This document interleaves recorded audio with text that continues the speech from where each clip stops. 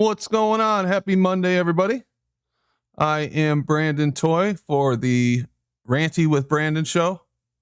It's Monday, November 16th, 2020, halfway through November already. Holy crap. Got some stuff to show you today. A lot of stuff happened over the weekend. Pretty crazy here in parts of the state. And a complete media blackout on that as usual. And we've got a bunch of people in Discord. And who knows what they'll want to talk about.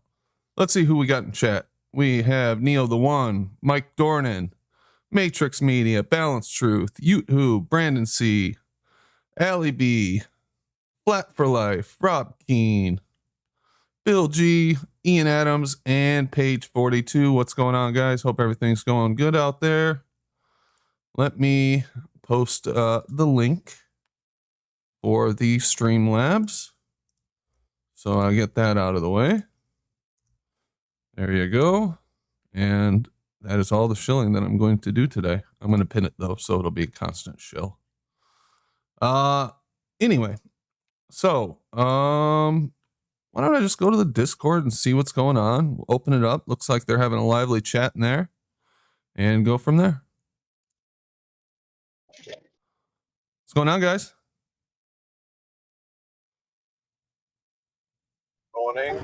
Morning. Hello. Afternoon, evening. So what's up? We got Allie B. We got F Evangelist. Global Virus Foe. Jimbo. Rob Keane.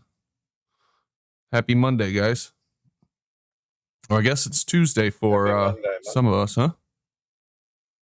It is Tuesday here, yes. Okay. All right.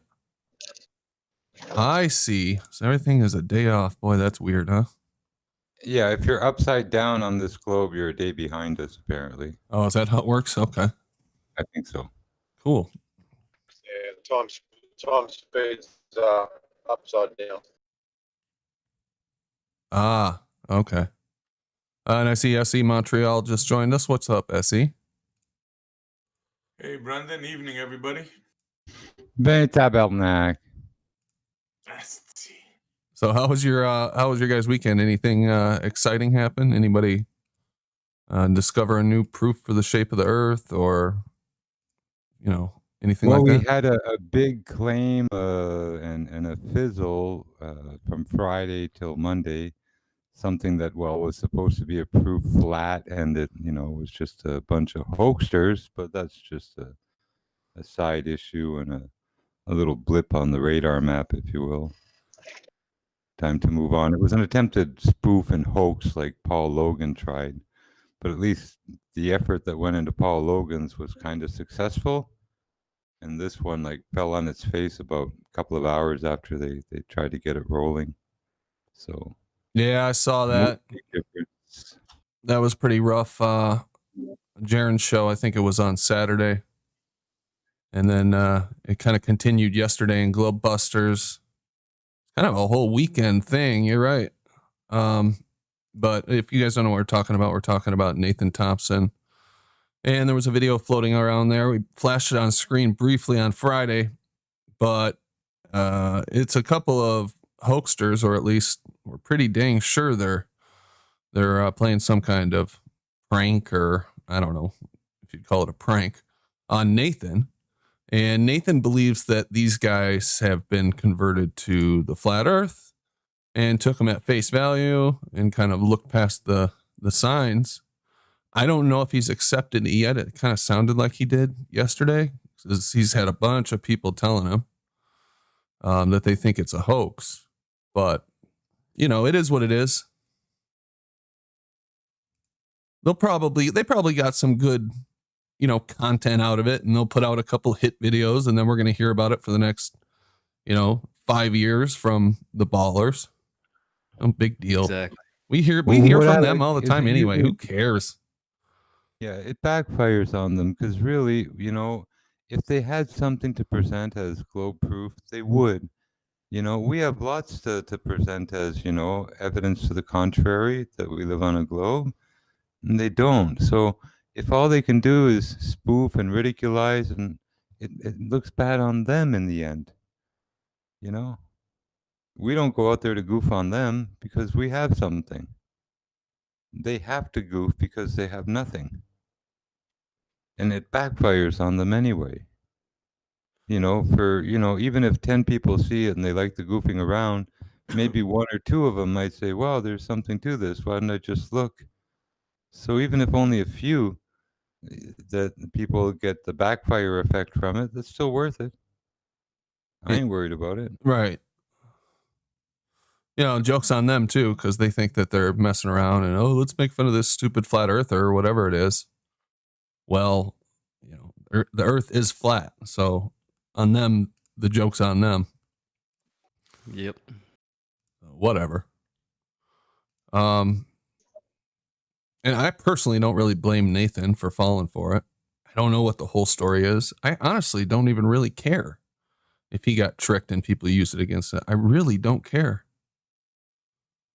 It's not like he's a representative for flat earth. He's not like our chosen leader or something. So one guy got fooled. People get tricked all the time.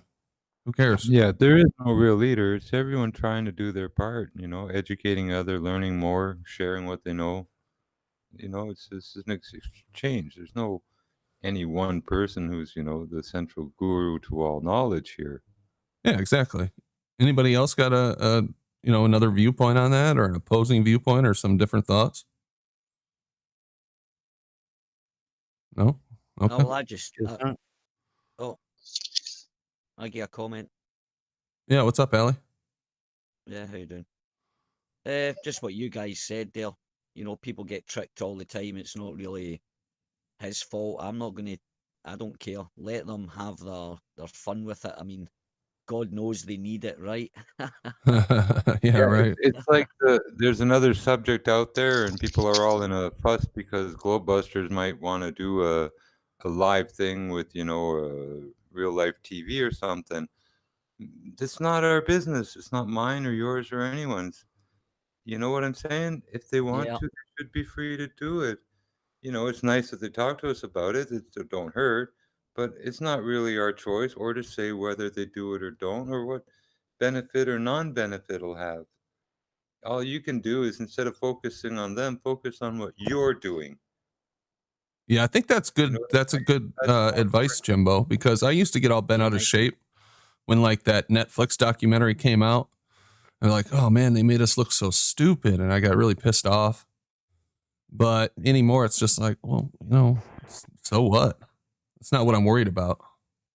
Yeah, we could all been caught out by that, Brandon. It's accepting that we could all been caught out, Yeah, sure. I mean, you put a little bit of trust in people, and these media types are just experts at manipulating people, twisting their words, making them look stupid, framing things so that they're lying but they're not lying, cutting stuff out. These guys that's all they do. Yeah, it's their job. Yeah. Yeah, that's exactly. They're professionals, man. So I mean, you got to expect that they're actually going to do that. But most decent, honest people are also trusting people, because they would never be rotten and deceptive, so they assume other people wouldn't be either. Exactly. And to do with Nathan and these pranksters, it's not hard.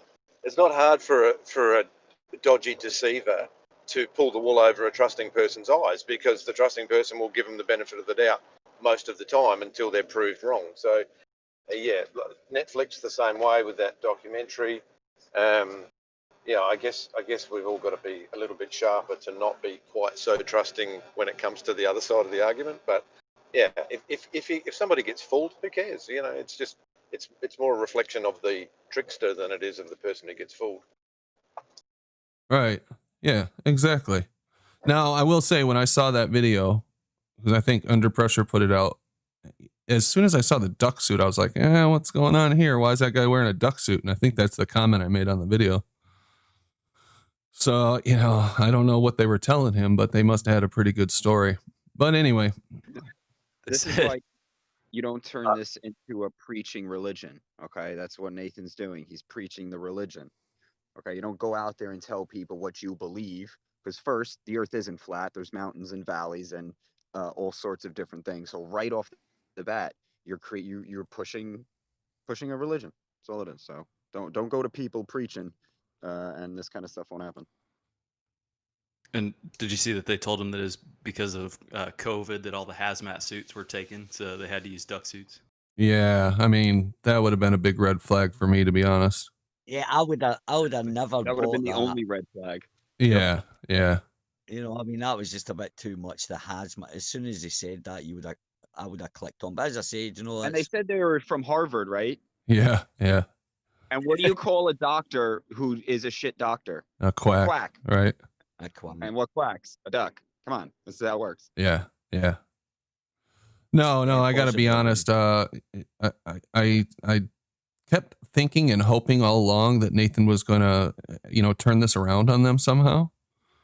I thought, yeah, he can't possibly not know at this point, but guess not. Yeah, but it's about being trusting character, though. You know, they've played on. You know, we are quite. I suppose we are probably optimistic and have hope that when people interact, we're still going to be honest. He looked in their eyes. That's how he could judge that they were being genuine. He looked in their eyes. Okay. He said that himself. And I quote, he looked in their eyes. That's how he knew they were being genuine. No, well, okay. And page 42 says they played foul. Oh, Boom. oh, for duck's sake. You Sorry, crack me guys. up, Ellie. Oh, right. This is going down. Oh boy, this is worse than Uranus for sure. Anyway, all right. Well, let's move on past that. Nothing really more to say about it anyway. But I've got some stuff for us to look at. Did you guys pay attention to what happened over the weekend in Washington, D.C.? They had a big the march. Yeah, they had the big march. Bunch of Trump supporters went down there. Looked like they had a few tens of thousands. I don't know how many. I've heard different numbers, but they had a lot of people. And then in the afternoon, this is what really caught my attention. In the afternoon, when they were walking out, there was these crowds of Antifa and BLM surrounding them when they were in individual groups, 1, 2, 3, a handful, and just like really aggressively harassing them. I saw a bunch of videos out there, and I know it was, in some cases, it was like a two-way street. The Trump supporters were kind of starting crap too, but I was just really shocked by the level of, it was like, they were being mobbed. There was mobs going after these people, kids, women, children, just really viciously. Did you guys see any of that? No, I never seen any of that, but I seen the march. Well, I never heard about it. We never got it in Europe. You know, it was a total blackout. I never seen it anywhere in the news. Or they said it was, and when they did show videos of it, they just showed patches of people, maybe about 20 or 30 people. You know, when there was a good few thousand anyway. Oh yeah, there was lots of people there. I mean, they filled up that central area pretty good. Yeah. A blackout, a news blackout over here about that. I never heard about it. It was my mate told me. Oh yeah. It was my mate told me. So they're certainly blacking things out. Well, the mainstream media is not talking about the violence that took place at all, from what I saw. At least they weren't on Saturday. They certainly weren't telling people that Trump supporters were getting beat up by Antifa and BLM activists, or whoever the hell those people thought they were. Oh, just more of the same, you know. This political violence is getting really bad. I mean, it just enforces our beliefs that there's something not right, that mainstream media is crooked and stuff like that. When they do that, it just makes it more and more obvious that, you know, there is certainly an agenda to stop. Exactly. You know, this was obviously the plan all along. Yeah. That's what it seems like. I mean, they've got things set up for, you know, really big chaos. Yeah. I mean, they could spark it at any time with the right move. And now they're talking about they're ramping up the lockdowns again over here. I live in Michigan. They're ramping it up here. California, they're like way ramping it up in California. So all that's going down again. Yep. Can you hear me? Yeah. Well, at the same time, they're telling everybody that they've got 2 different companies that have a vaccine that's over 90% effective. And On something that you'll survive with the 99% rate. right. 60% of the time, it works every time. So 99%. We're locking down in Canada again too. It's like 95% won't get it, but then 5% of that will be 99%. Right? Is that what they're saying? Something like that. Yeah. Yeah. They're just trying to scare the crap out of people pretty much. Well, how do you have long-term data on this? Well, you have what would happen over 6 months. That's really it. You have it's ridiculous that people are buying this. Oh, no. It really is. Oh, go ahead. Well, I wish people would stop now, buying something it. I've just witnessed. Just something I've just witnessed. I'll tell you quickly. So the city I'm in, we haven't basically had an active community transmission of COVID for 5 months, 4 or 5 months. Yesterday or 2 days ago, for the first time, there's 15 cases or something because some hotel worker from a quarantine hotel infected her family. 50 miles from where I am now. I've just driven past a hospital, as I say, 50 miles from where the so-called breakout was, and outside of this country hospital, there's a line of 200 people waiting to go in and get tested for COVID. There's an example of how stupid people are. Exactly. Problem, reaction, solution. Just. Well, that's what it comes down to too, isn't it? You just start to lose faith in people's ability to critically think or function. Yeah, completely lost faith, Brandon. You're right. 100%. Yep. Just give me my vaccine and everything can go back to normal. Well, yeah, I think that's what they're pushing. That's why one of my theories is that that's why they're doing this big push now again with more lockdowns, because now they got the vaccine coming out, so they want to make sure people are receptive to taking it. So what better way to do that than scare the shit out of people and lock them down? Well, if you want to get out of lockdown and you don't want to get sick and die, well, you better take the vaccine. Yep, you got it. And then they can do stuff like, scare people so much that they'll say, oh no, kids can't go to school without it, or you can't go to work without it, or whatever. I mean, people will lay down. Look at how they laid down for this whole thing all year long. You don't think people lay down? How are they going to know if you got it? Yeah, good point. I mean, the tests are shit too. I keep hearing about that. But anyway, I think this is just more of their agenda, this 2030 thing. Have you guys started hearing about the Great Reset? It's like everybody is talking about this Great Reset all of a sudden. Anybody else notice that? Oh, yeah.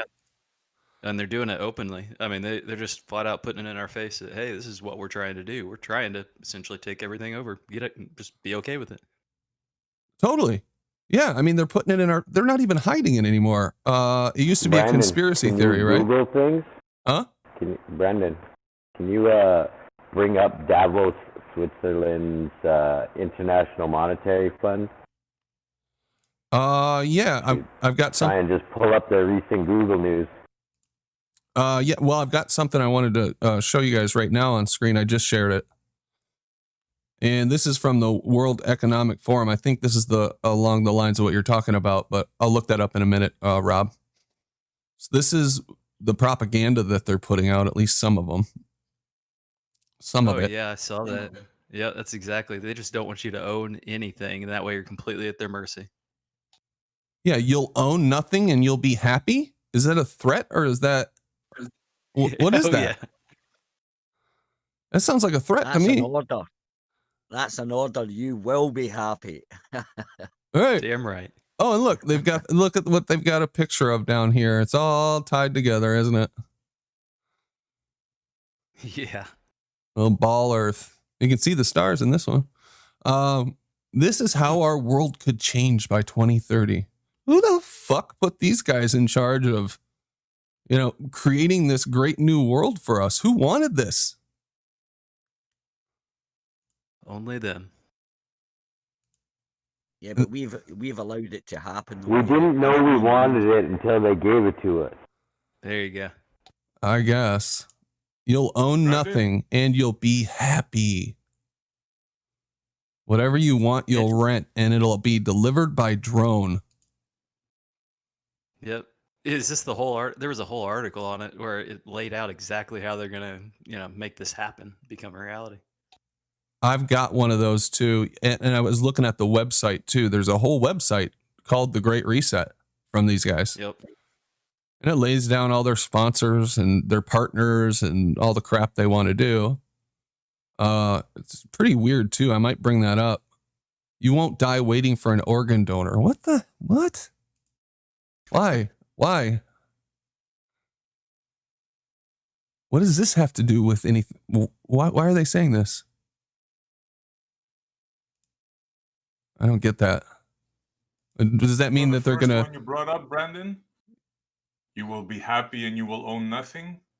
Yeah. That one rang a bell because a couple of weeks ago, I heard a story up here in Canada. They were saying what they might implement. And they were calling it a debt forgiveness program. In other words, they'll forgive all your debt, but you have to sign all your property away, your house, your car, whatever. Yeah, that was in that article. Yep. What? Do you have a link to that article, Global Virus Flow, that you're talking about? I don't. I saw it on The Last American Vagabond, but yeah, I'll try to find it. Okay, that'd be cool. Oh, they're going to print organs. That's what they're talking about. We won't transplant organs. We'll print new ones. Okay, that's cool.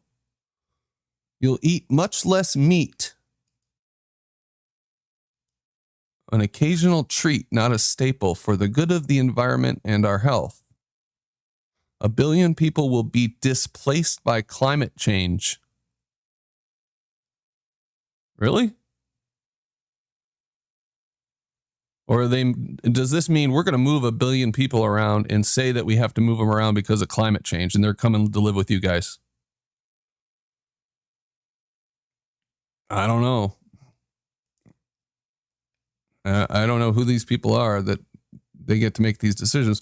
We'll have to do a better job at welcoming and integrating refugees. Yep, there you go.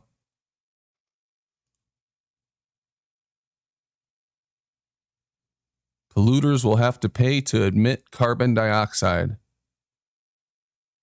There will be a global price on carbon. This will help make fossil fuels history. So we're gonna hamstring all of our corporations and make them pay for carbon, and that's going to go to a central fund. I take it that's what they're going to fund all this crap with. You could be preparing to go to Mars. Here's some more NASA propaganda shoved in here. Scientists will have worked out how to keep you healthy in space. The start of a journey to find alien life. What the hell?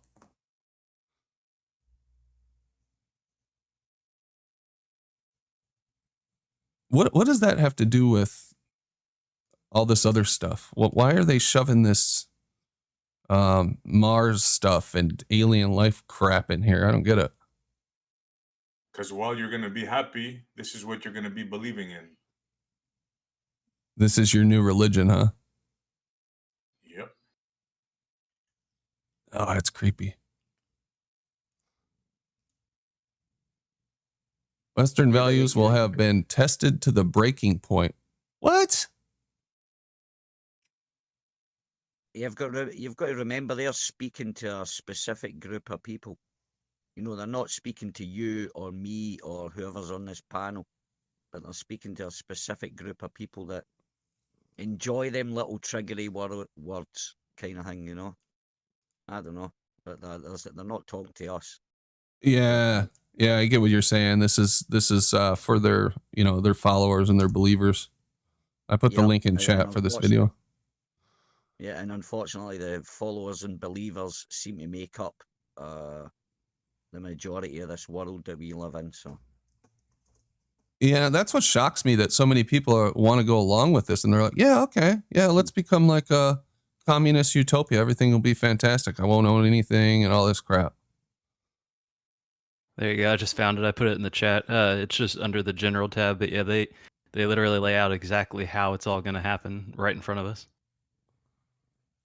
You hear things like universal income.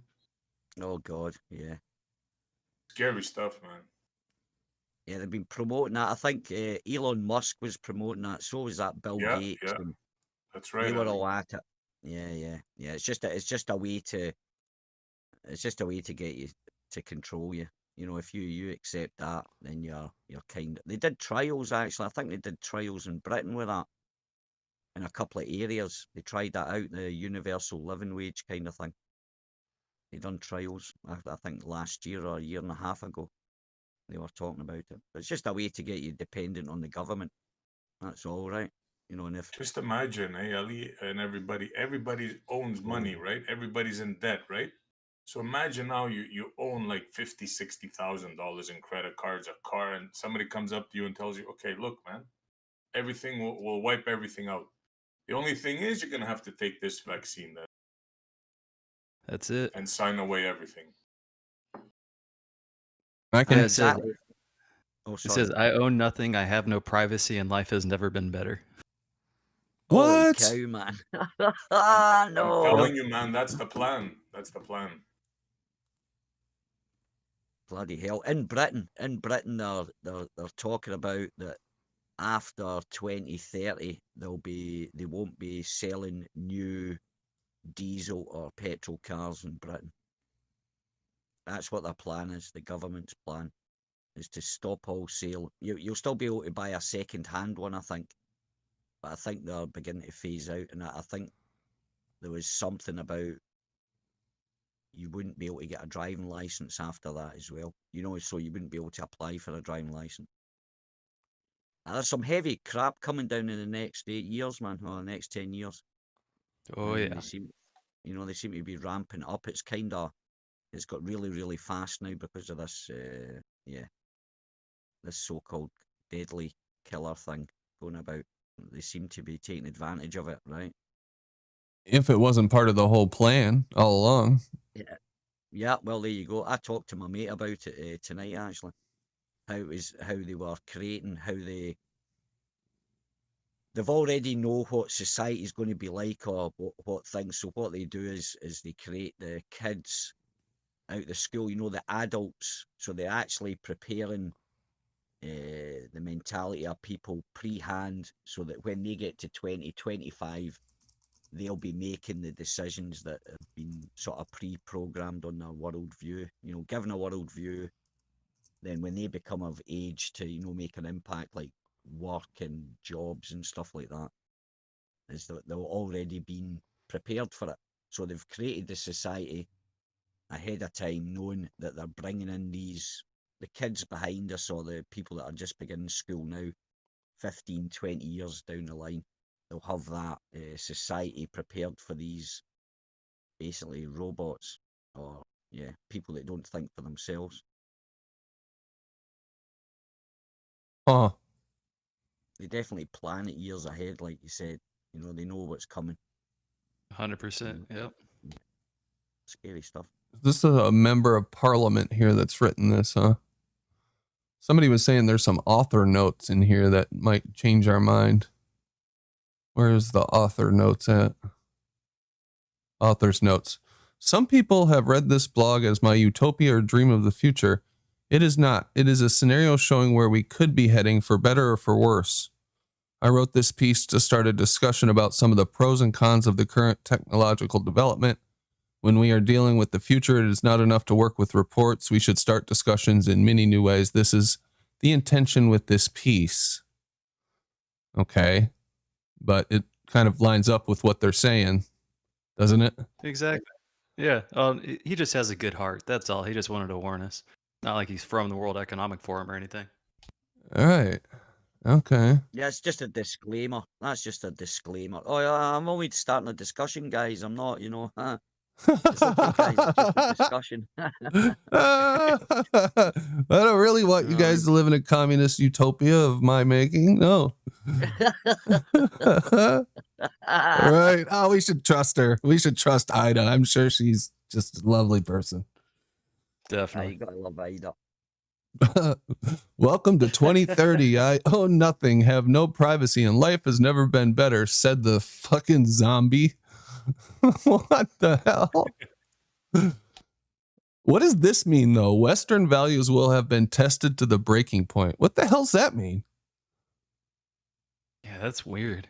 Translation: that destroy America. Christian values will be tested. Yes. Like, yeah, right? Wow, there you go. yeah, I think Yes. that's it. Yeah, But mostly America. That's the last country standing. Okay. Well, you're the only ones left with the guns, SE. You're the only ones left with the guns. You know, we're kind of Well, I'm relying on you Canadian. guys. It's Oh, well, you're here Canadian. it's Sorry. so. Yeah, but America, that's the true. Yeah. You own a gun, you can walk around carrying in Texas and anywhere. Can't do that here. Yeah, thank God too. We better never give that up. I have no faith in my fellow countrymen to not lay down just like they do for everything else. I mean, there's a lot of people who will never give their guns up, or they say they won't. But I do believe there is quite a population of people who are like, no, it's not going to happen. Can't No, eat bullets. that's true. I mean, what if That's how they they're push gonna you? get you. They push you and push They you, don't. right? They have no desire to take your gun because you're gonna go. You'll give your gun to them for bread There you and go. food. Yeah.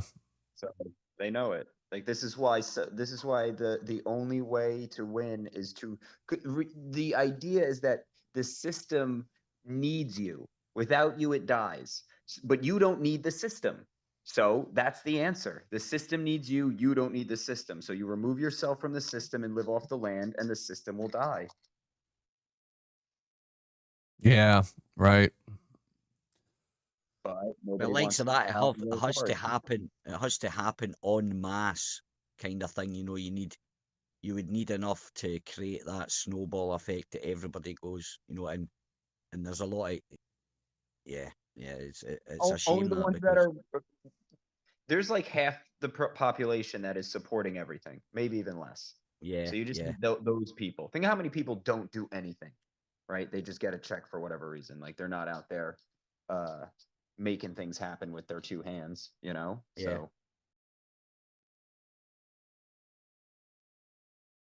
I keep hearing this about this system's broken, kind of, you know, the system's broken. They're saying a lot on the news recently. They're saying, oh, this system's broken, we need to fix it and all this kind of thing. And I was sitting there thinking, I was like, no, darling, the system's working exactly how it was designed to work. Yep. There's nothing wrong with it, mate. That's the way it's been designed. It's been designed like this, you know, so. Listen to this. My biggest concern is all the people who do not live in our city, those we lost on the way, those who decided that it became too much, all this technology, those who felt obsolete and useless when robots and AI took over big parts of our jobs, those who got upset with the political system and turned against it. They live different kind of lives outside the city. Some have formed little self-supplying communities. Others just stayed in empty and abandoned houses. What? It's just a complete dystopia. I know what that reference is, partially. Apparently, they want us to live in everybody in 200 square feet. You don't own a car, public transport, and all that. So I think that's a reference to that. it's like the Hunger Games, right? Like so they don't have to make ball or flat earth.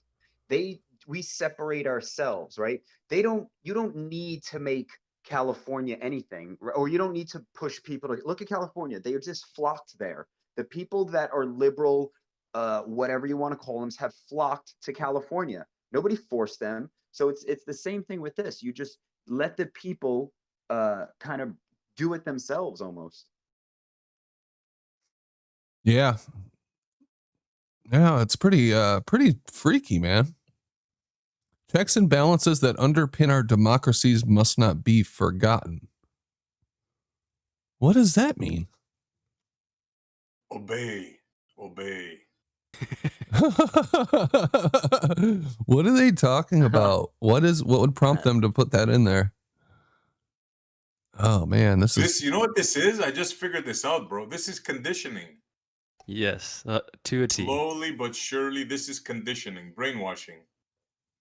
Yeah. Okay. Yeah, I'll buy that for sure. Weird stuff that they're saying in here, though. You know what? I probably don't understand it that well because it's so far away from. But when they roll it out, we won't be surprised. the media that I consume. You know, I It just sounds like. Sorry, Brandon. no, it's just these are foreign things, foreign ideas to me. But go ahead. This sounds like a manifesto. Yeah. Yep. Oh yeah. This is this video's from 2016, by the way. So who knows how this has changed now? Yeah, that's. Who is it from, Brandon? Who is it from? Is this what organization is it that's made this video? World Economic Forum. Oh, is it? Oh, cool.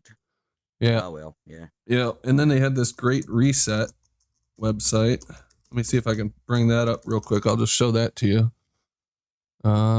Great Reset. Yeah, I did mean that.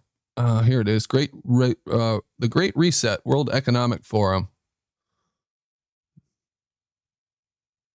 Yeah, that's that shady character, Klaus Schwab runs that. He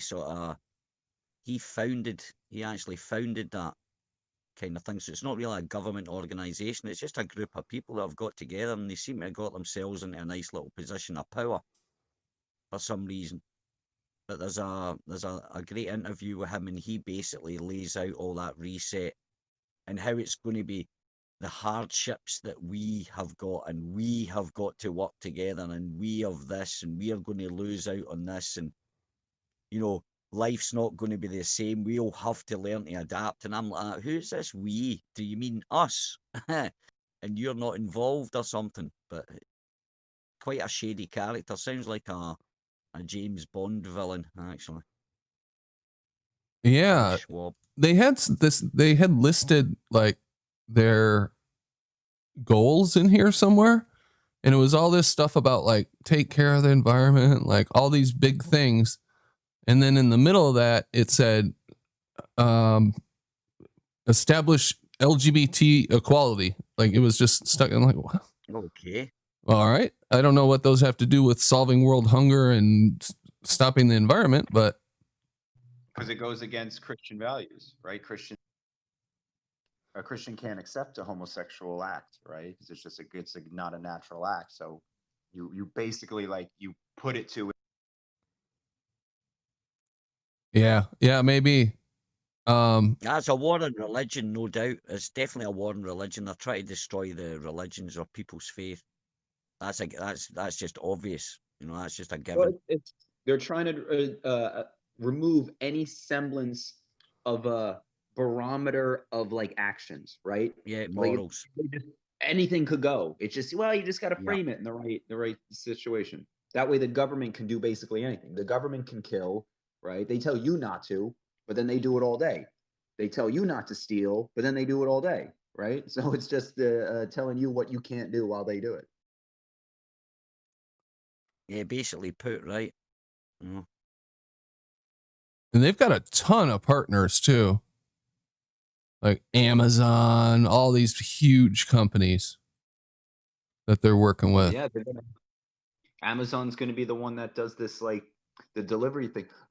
McDonald's is now selling baked goods, right? Like Cinnabons and stuff like that. People don't realize, like, when all these small businesses went out, right? People still buy crullers and stuff, and most bakeries were small businesses, right? There's no name a chain bakery. I can't really think of one. You know, you did Dunkin' Donuts. They don't have like, that's not like a bakery. You can't get like a cannoli there, right? So bakeries are like things are just like your options are getting cut down, and it's going to be just one, like the one world government. You're gonna have one option. Good And point, think of Robert. this, and think of this as well, right? Everybody gives the Jews such a hard time, and they're doing this and they're doing that. Well, most bakers are run by Jews, so they're getting it. They're getting it as well. They're just basically destroying it. It's not, I just find it funny that, oh, it's the Jews to blame and all this kind of stuff. But when you actually looking at they're like they're an easy target. You know what I mean? They're like an easy target. They don't even need to try, but they're getting affected by it. That you have somebody that's right? It's make somebody the enemy, right? Oh, it's the Jews, right? But who are what is this? Who is that, right? It's just this, it's the boogeyman again, right? Just so that you can not, again, it's just They're putting you Well, you into can this direct your situation. anger. You can direct your anger. You've got a target to Exactly. direct Yep, it, so yep, you're yep. directing it at them instead of, or the Muslims or the Christians or whoever, man. You're directing it at them rather than the people. It gives you a reason to be angry, right? In the first place, you shouldn't even have anger to direct, right? So now with all this stuff, all the effing Jews, right, bro? You know what? Like, hey, don't do you. Don't worry about what everybody else is doing because you're not going to be able to really change that. So just keep living your good life, and they again feeding you a reason to be angry and then giving you a direction to point it. Does it Yeah. say manifesto there? Sorry, guys. Brandon, does it say manifesto? Yes, they literally do have a manifesto that they Wow. Didn't I just say it sounds like a manifesto? yeah, it is. This is literally their manifesto. Wow, man. The Davos Manifesto for Better Kind of Capitalism. Wow. So this is how they're going to get electric cars pushed, right? Gasoline is just going to become so expensive, right? Picture of gas. I was always thinking, how are they going to eliminate the gas car? $27 a gallon, $84 a gallon for gas, right? Only the super rich will be able to fill up their cars and drive it around. And the normal person will only just be able to, maybe use the car on the weekend to burn rubber or something or do a drag race, So yeah, they're just going to, the grip. Eventually, no car. Their goal is no car. Everything is public. Well, I would think, yeah. But we're cars, but they're just like Teslas where you just get in and get out, right? You don't own the car. You can't drive the car. The only thing you can interact with is when the car brings you from point A to point B. You can't upgrade Exactly. it. You can't. Exactly. Yeah, And you no, live in your won't 200 own it. square unit somewhere.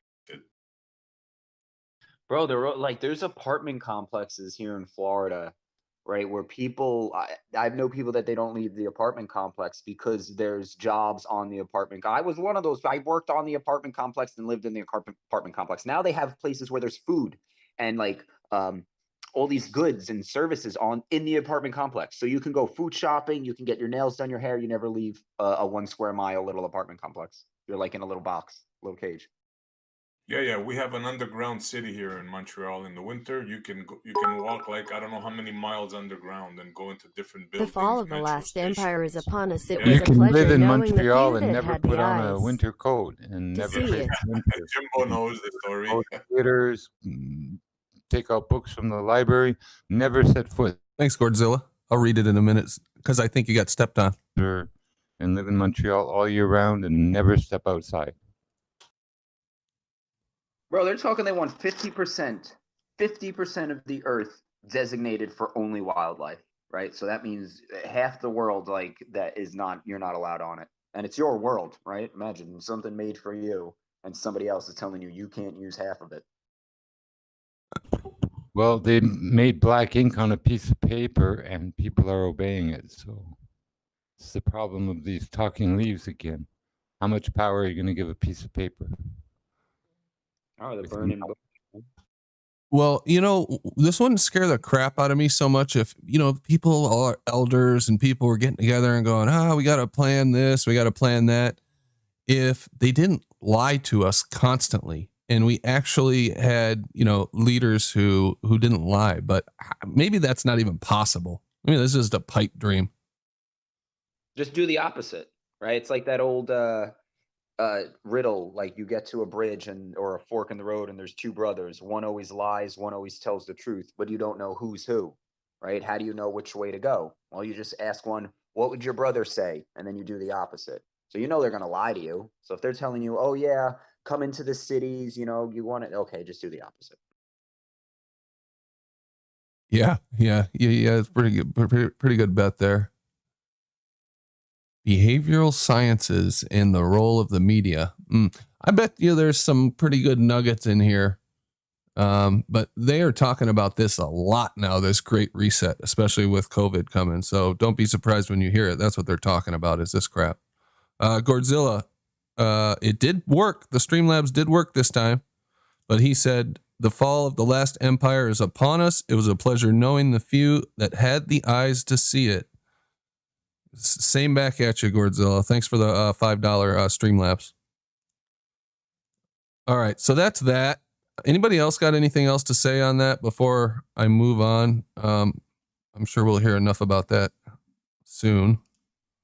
I just want to say, be prepared, like, if you're really serious about this, like, you're going to be looking at 20 to 25 years of, like, roughing it, right? Or you're just going to die. So this is not, I don't think everything's going to end within a couple of years. I think the people like us that are like, no, we're not going to go. If we really don't want to go, we might have to live as long outside the system as we've lived inside the system. Yeah. You know what's funny? We are,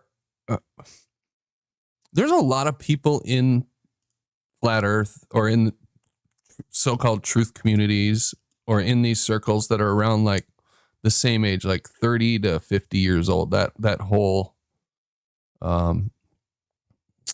generation. And we're kind of the last generation that remembers what it was like before, that was really old enough to remember what it was like before everything got onto the internet and everything started getting connected and 24-hour news and shit. So I don't know. I have a feeling they're probably worried about us, but after that, it just seems like it's going to be easy as hell for them to get whatever they want. Just a matter of time. That's why they're building those concentration camps. Yeah, maybe. Yeah.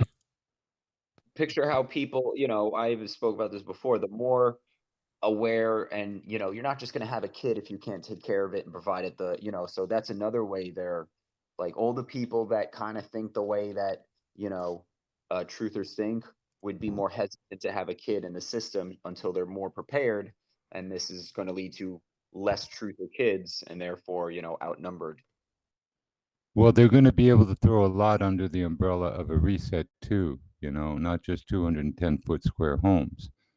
Almost anything they want under that umbrella, they're going to be able to push. They're going to have you living in a box mentally when they kill your body and put your quote unquote consciousness into a computer where it's really just killing you. And then the AI representing you is like, oh, it's great in here. Come on in. Welcome to the Matrix. Well, maybe the human farmers are trying to figure out how to pack as many of us as they can into the farm before the harvest comes. Maybe that's what it's all about. I think so. Anyway, are you guys familiar with Echo 1, Echo 2? This came up the other day, and I saw Phil and some other people talking about it, about balloons being used to hold satellites, etc. Yeah, I looked, like I say, there's a whole thing of satellites under pseudo satellites. And I suggested, and that's a real category of satellites, and they're all different shapes and sizes, including drone-like.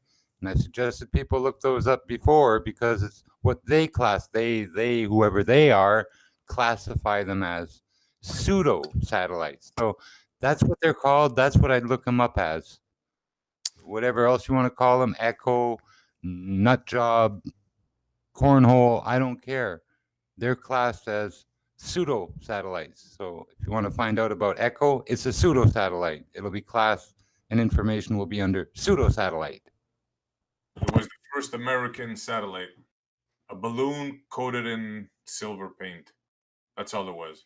Yep, a huge ass balloon. It was like 100 feet tall, I think, something like that. A metal balloon. It was metal, so like it didn't leak.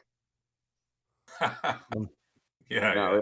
What do they say? They're going to say, well, the balloon wasn't used to suspend it, right? Because you don't need it. It was there to protect it.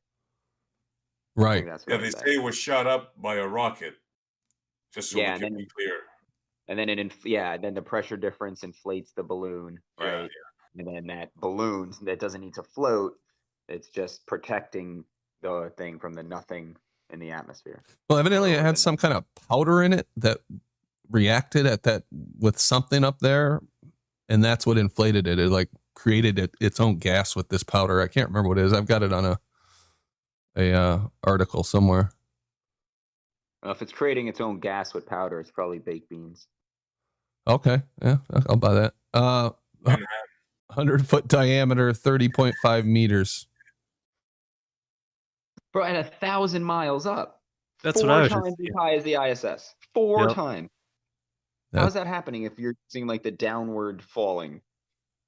We went 4 times higher before you started falling. That makes no sense. How does it make any sense? It doesn't make any sense to me either. And this thing was up there for years.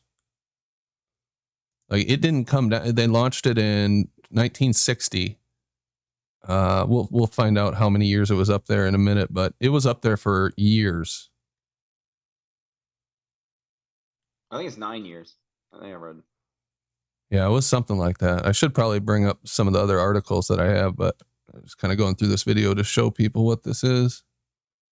And actually, this is from Chad Preston's channel. He's got some good stuff in here. I'll put the link in here in the general if anybody wants to see it, and in the chat. You guys can check it out later. But it's a pretty good little video that goes over a lot of stuff about Echo 1. So yeah, supposedly this thing is 1,000 miles out. It's 100-foot balloon, quote unquote, and they were bouncing radio signals off of it. In a vacuum.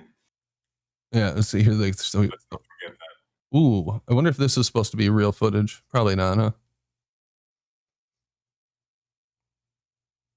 Now they're showing how it was supposedly done. Vacuum of space was not yet invented in 1960. Oh, this is what chat says. And no problems with heat. Also, back in the days, they had to invent a lot of things. Good one. 1,000 What miles. does that mean? They had to invent things like when they were up there. I don't know, but did you see that? That's how it was. It released from the nose cone, and then it fired out and expanded. Let me play that again. That's a neat little thing. So here it goes. They fire this ball out there, and bam, out comes the balloon and expands. It looks like that looks like what they're putting out today. Yep.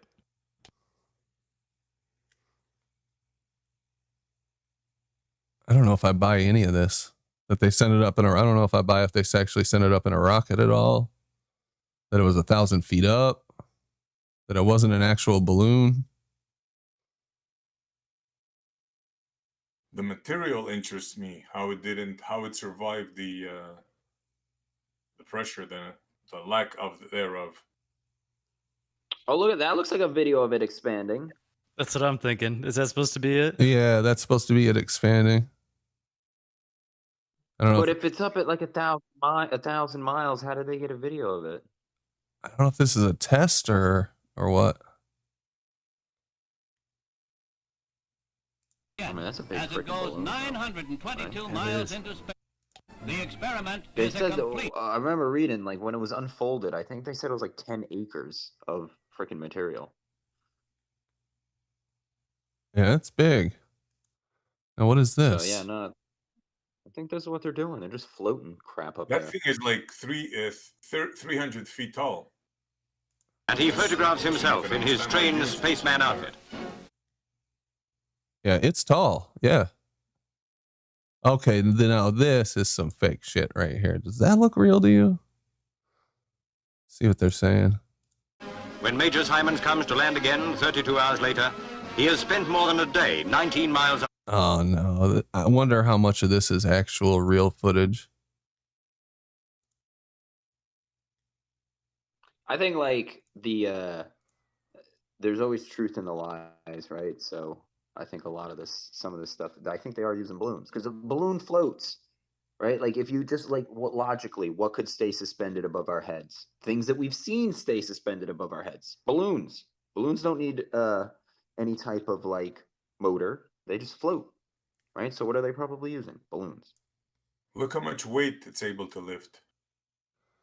All right, that's impressive. Weren't there guys in there? I think that's what they're trying to show. Yeah. Yeah, they showed some guys being loaded in there, right? That's the same thing? Yeah. Bro, a balloon that big can lift, I mean, man, you can imagine how much weight that a balloon that big could Could lift. easily lift a car. No sweat. Look at that thing. Oh yeah, that thing's probably made out of like steel or something. That's not steel. Yeah. Definitely not the same material as the LEM on the moon. Well, and then I bet you like the friction from like because they want you to believe there's no air up there, right? That's part of their bullshit, but there is, right? So then it probably creates a lot of friction, which is static, which creates electricity, and that's what probably powers it. So you got this big chunk of metal being hung from a balloon, being that moved looks along. real. Look at this right there. Balloon pioneers first clear look at the stars. I'm going to turn the sound on so the audience can hear what they're saying. And vision, for we do not now know what benefits await us. Come on, they can't be serious. Come on. Oh my God, I think they are. Look at the Big Dipper there. Look at it. Definitely, it's a Big Dipper. Of course. Green with holes in it, for heaven's sake. That's obviously the moon. I could make something better than this with construction paper. The hand is holding up something. I guess the hand is holding up the camera. Yeah, they got the thing in the field of view just like they do now, so that you think it's something like, attached. Because you can't just have the screen there. It gives that element of realism. That's why they do it. It's like how they'll put the satellite. You ever see on the IFF? It must be real. Satellite there. What is this supposed to be? Is this supposed to be clouds or like what? Yep.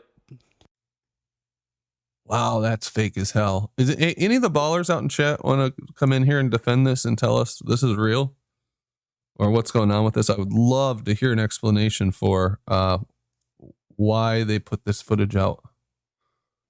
It looks so fake, it must be real. There you go. I think they were doing a lot more with balloons back then than they let on. I think you're right, Dan. They're probably still doing it with balloons. I mean, if that balloon could lift that thing with those guys in them, what's to say they couldn't have 10 of those and lift that whole dang, what is it called? ISS up or whatever they wanted to up there. You look at the fear porn show they put on with the Led Zeppelin there, or the Zeppelin there, the humanity. And then those things were like, fear porned out of our even imaginations as something terrible. We can't even think of them, people die in them. But you think that technology went away? I don't. Right. Yeah. No doubt. I really think there's a lot of them out there, and we just haven't been told about them. Every city used to have freaking mooring mounts for these things on several buildings. Boston, New York, Philadelphia. Buildings were all equipped with second and third generation mooring for these airships.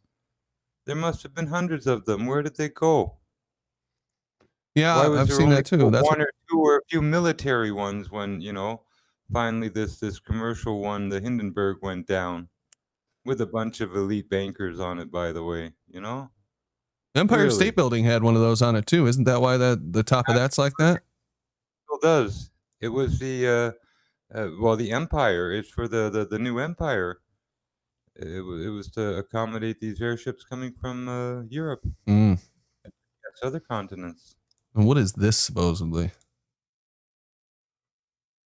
A space nipple? Definitely real footage.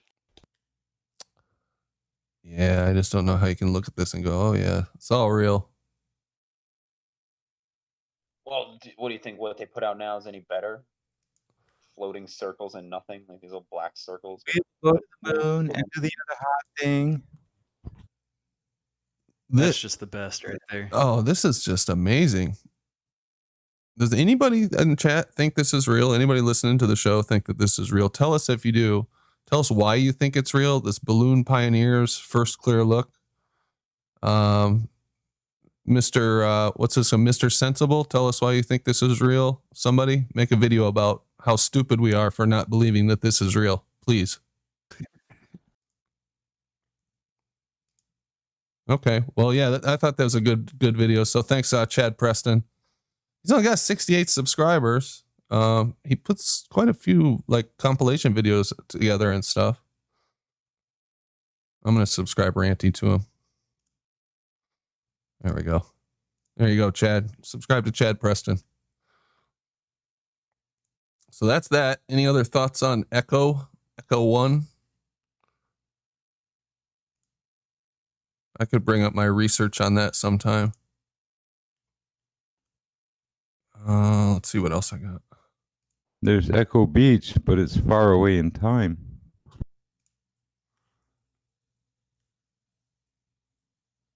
Okay, this is pretty cool. I'm going to I got it, Jim. You did. You know, I was wondering if anybody got it because it was completely lost on me, but let me change this to HD. Okay, this is from Smurfer Girl What Else? And let's see what you guys think you see when I play this. Am I still sharing in Discord? Yeah, when you go to full screen, it doesn't allow it. Oh, damn it. Why does it do that? Screens. It's like you need to refresh each time you present a video or something. Can you see it now? It's trying. I got the timer, the spinning. It's like it doesn't like me to share my entire screen. Okay. I'll make it smaller. And I'm giving them a sad face. There we go. All right, let me see here. Screen. Okay, sorry about that. Oh, this is thrilling watching right now. Let me go live. There we go. You guys should be able to see it now. There we go. Let me see if I can make it as big as possible. That's about as big as I can get it. All right, I'm just going to hit play. It's about 1 minute, 22 seconds. We'll let it play all the way through.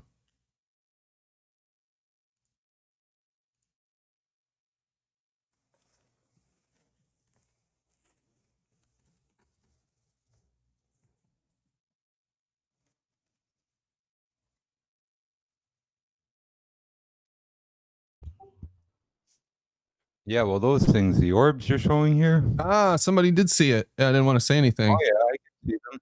You know, I see them sometimes too. And, you know, I used to think Mylar balloons, other stuff, but no, they are, I think, vessels of some kind, but I think they're dealing with weather, other stuff. They're like, you know, on duty type of thing. And not from man. And not from aliens either. What do you think they're from? They're like an organic life form, or what are you thinking? No, there's one report supposedly that's translated from Russia about these guys were doing some missile launches and stuff, and one of these orbs was passing by close enough for them to actually take a shot at it. They did. They brought it down, and these, well, beings that were on board apparently came off the ship, sort of conglomerated, formed a light, and all of the people that were there, but one who ran away, because he was smart, turned to stone. What? That's the flash of light from these creatures. Yeah. So, you know, I think they might be like, you know, like they say the Elohim and stuff, just like, you know, living robots that do jobs to make sure that our environment is maintained. Good. Okay. That was a good catch. Shout out to Smurfer Girl. Yeah, that was good footage she got. And I asked her some questions down here. She gave some good answers. Our FPV did too. They really show up well at night and night vision, those things. And there are a lot of them. She said, I know that's, FPV Angel says 2 out of focus points of light. Pity you didn't have a P900 to get a better look. I know that's why I bought one. I did run inside and get binoculars though, and they were insane looking. The reason they look like they're flickering is because each one was like 2 spheres rapidly rotating around each other. So sometimes one was on top of the other, and other times it was side by side. So to the naked eye, it looked like flashing. They were yellow like a tennis ball and not bright light. It made me think of an Ezekiel's wheel sort of thing. Not exactly though. Sounds about right. Sometimes they'll separate and you'll see like separate balls of light and color. Yeah, so I don't know what the hell those things are. I've seen a few video of those. There's a channel, Mr. MBB333, I think it is. And he just collects videos, people watching the skies from all over the world, and puts out like compilations and different videos, has a website. It's pretty elaborate. There's a bunch of these round things. They're like, I don't know what to describe them as. Like, they look like big BBs or something. And they often fall from the sky. They seem to be suspended up there till something knocks them out of position and they land. Bunches of them fall over China and other places, the Latin Americas. I mean, those are kind of interesting little objects from above. And they somehow stay suspended and they don't have propulsion units or nothing. They're weird. But they're like they're about, I don't know, almost a ball the size of a large, bigger than a beach ball almost there. They're made of metal. Huh. And it's not just one or two fall. I mean, some of the things that fall are like gas tanks from, airplanes and stuff, the external tanks and whatever. But I don't recognize any of these things. They could be some type of firework, artificial comet or something they use for shows. I have no idea. Yeah, who knows? Could be anything. Who knows what we've got going on up there? But I thought that was kind of cool. Anybody else ever seen anything like that in person, or any other kind of aerial thing like that? UFO or anything? There's one guy who went on the news, called the reporters. They came out to see him. I think he calls himself Ezekiel, but he kind of just thinks to them and they come, and the reporter filmed a bunch of them when he thought to them and they appeared. Yeah, I mean, anybody else on the panel? Has anybody ever seen any UFOs or anything? I never have. I've seen lots of things in the sky, but I'm not ready to say it's a UFO or an alien. You've seen it, Global Virus Foe? You've seen something?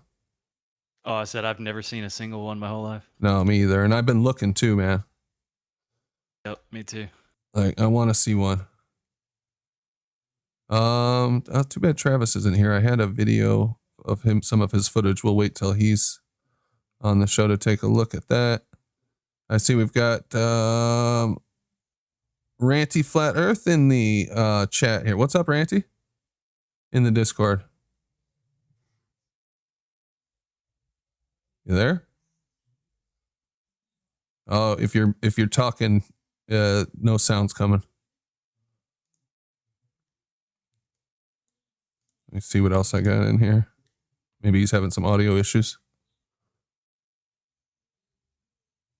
Oh, this was another good one from Chad Preston. He just put together a lot of these NASA fake videos. I think these are good to look at every once in a while, just to remind people of what kind of stuff got us into this.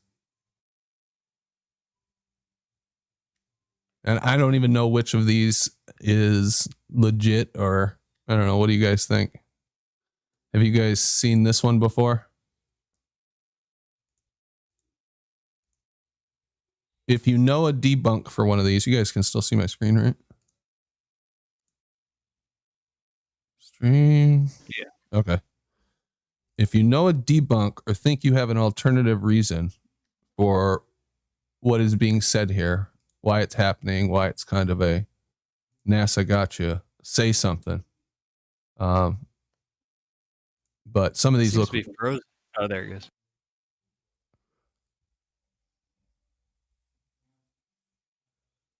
Yeah, so I think what they're trying to say with this one is he's getting caught up on the wire when he does that flip. But it's so hard to tell, right?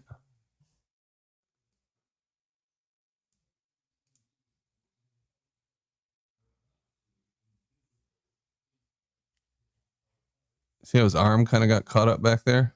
It definitely looks suspicious. And he had to look to the side for some type of key or a clue from someone off, maybe one of the technical people for the flips. Watch how he looks after he does the flip off to the side, like someone's there to give him a clue or something. Not in that one, but. Yeah. The way he's standing there, it's just very weird. His body language. Well, you can't forget that they're going in a big circle at 17,500 miles an hour, and the gravity of the Earth is holding their ship through and through, tethered to the center of the Earth, yet they're floating majestically between the ship and the gravity. Right. Something's not right about this, and they're not being thrown to the outside like you would in any, thing going around a circle. And there was another time where it looked like he had to move his arm out of the way for like a wire or something. See that right there? Why is he doing that? And you look at the side to the left, that whole wall just looks like garage door parts. It's like the whole wall on that side is just a bunch of garage doors they put together. And there could be absolutely nothing on the other side of it. Yeah, maybe. I mean, it kind of looks like hospital walls too, though. Now, yeah, this is always got like, why would hair's not going to stand straight up like that? She looks like the bride of Frankenstein. It's ridiculous. She's all yours there. I got my hot babe in science there picked out there. All right, Dr. Becky, you just keep off her, and these Medusa women are yours. Who's your hot babe of science, Jimbo? Dr. Becky. She's my Becky. Oh, now we got to look. Yeah, she does email and stuff, and talks Cosmos. Dirty pillow talk Cosmos. My kind of lady. Is this her? Oh, there's my Dr. Becky. Oh my gosh, Jimbo, I'm worried about you. Raggedy Ann doll. Just that warm and feeling there. All right. All the way to my. Wow. So you keep your hands off her. You got the Medusas from the ISS there. Oh, okay. All right. She's the one that thinks doing science is sitting in an office checking her emails and looking at pretty pictures on her screen. That's what she thinks doing science is. I don't think I've ever heard one of her videos, to be honest with you. Nathan, I think Nathan Oakley has had her featured a couple of times. I think 10th Man's been having a back and forth with her for ages, trying to get her to answer some of his questions. And I think she finally answered one just the other day, but it was like some ridiculous answer that made no sense. Huh. As Jimbo pointed out, has anyone heard an explanation as to why the astronauts are not constantly having to push themselves off of the outside wall of the ISS? Because if it's going around in a circle, they would constantly be pushed to the outside wall. They'd be like centrifugal force or whatever it is would be constantly sending them to the outer rim. No, I sure don't. That's what it seems like to me should happen as well. But well, this is why logic doesn't work in lies.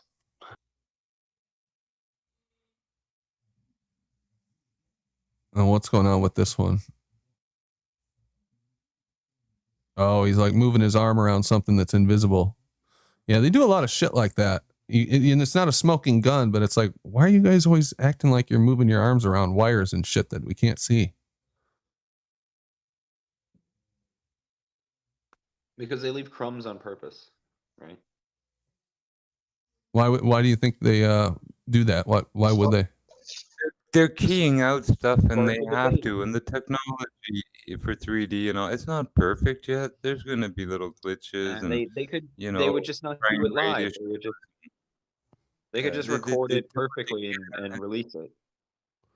And it's all they about don't giving really care about somebody a reason to doubt it. They Right? tell you what they're release it doing and- in some way so that if you don't pick up on it and you continue to believe them, their hands are now clean because you're believing of your own free will, even though they've shown you that they're faking it,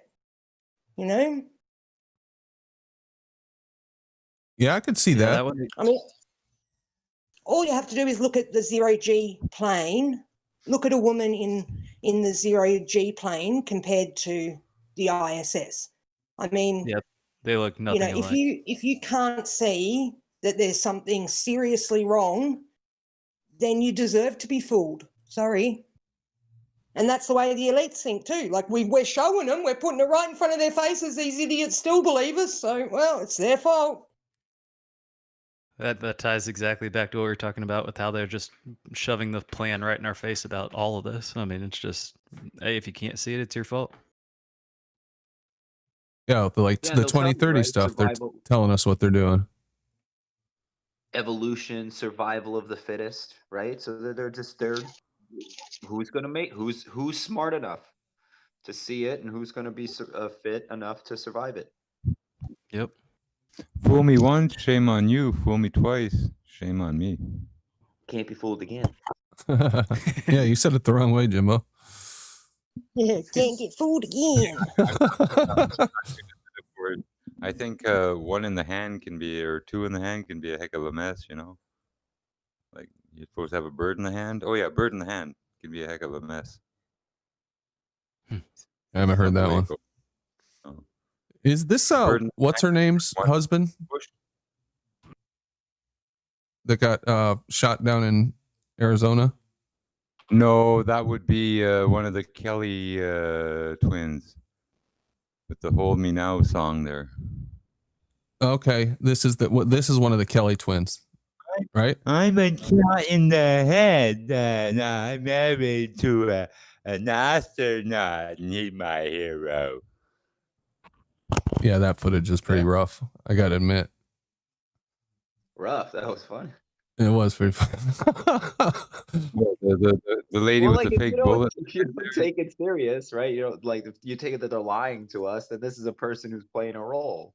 So we're perfectly free to like just laugh at it, right? Like He's I don't a think God twin ever- astronaut whose genes have changed, and his wife got shot in the head by a deranged lunatic in fake news. Well, they used that story with the Mary Jo Buttafuoco.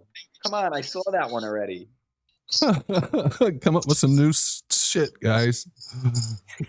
Yeah, come on. Why do the ballers just assume that these people are going to tell them the truth? Why is it just assumed that everything you ego. see on the TV and the news and whatever, they're going to be honest? Because then they can feed their ego and be like, I'm so smart. These people are so dumb. It's not really very smart to just believe what somebody says, a complete stranger that, you know, you've never met, probably will never meet. Just believe what they say because they went to a certain school or have a few letters behind their name. Like, Well, that's the problem. That's how we get into so much damn trouble. Oh, you got bad echo, Paige. Yeah. Oh, Paige this time. She seems okay for audio and everything, but do you think it's Paige? Do you have the headphones or something? Was it me? No, I actually left my headphones off because Bev and them said the other day that it was better without the headphones in. We So do I got thought I'd echo try it without. somewhere. Yeah. Are you guys getting a crackling in the audio in the Discord, or is it just me? Not when just Paige speaks, but everybody. I'm not hearing it. No, I probably need to drop out. I'm gonna drop.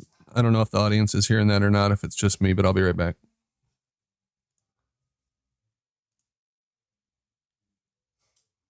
Yeah, that's why the ballers come here, right? Because the ego, they can't be the smartest person in the room if it's just them, right? So they got to show up somewhere where there's this other people that have this different idea, and then they can say that they're stupid so that they can feel smart and feed their ego. But there is a subconscious element driving them too. It's rooted in fear that brings them. Some of them, absolutely. I'll agree with that, Jimbo. Fear. Their surface behavior shows it. They're rangy. They're going crazy. It's rooted in their subconscious. They're afraid. They're very afraid. Well, they're afraid because they don't have the truth, right? You know, where they subconsciously know it and they know they're going against it.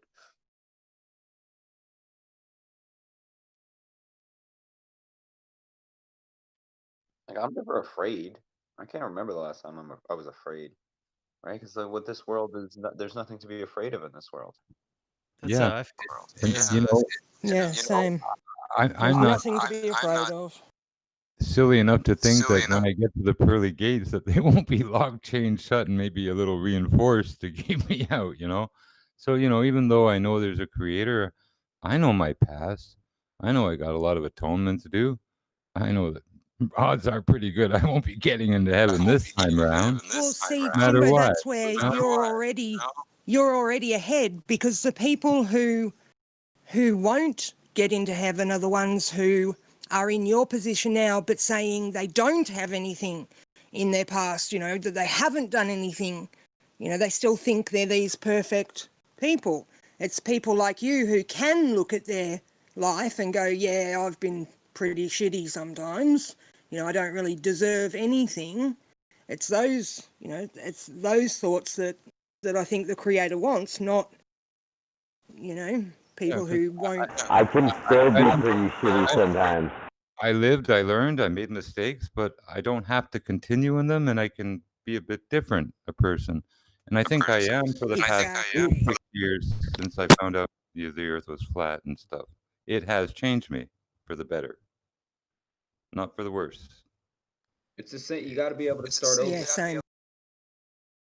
You know, like you got to forgive yourself, and then you just keep going. If you could be beating yourself up that you got fooled about the ball, or that you did something wrong yesterday or a year ago, right?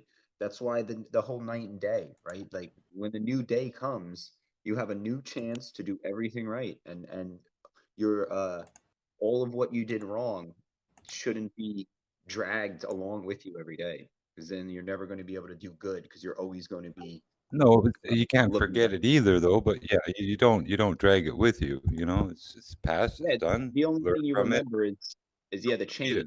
change that you make, right? You just fundamentally and permanently change because of that event, and then you don't keep going back to it, right? Like, so if you had a catastrophic event in your life, you get the information from it, you change your life accordingly, and then you move on. You don't keep going back to that event like, oh my god, Yeah, I think losing somebody close to you when they're at a young age helps with that, you know, that reflection and you know, a bit sort of deeper thought into life.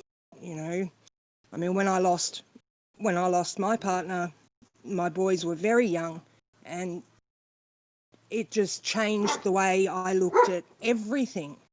You know, changed the way I looked at even just day to day, seeing my family, and you know, knowing that one day they could be there and the next day they might be gone. You know, makes you sort of start thinking and acting a little bit differently. Appreciate people more. Hey, mic check. Hey, Randy, what's going on, man?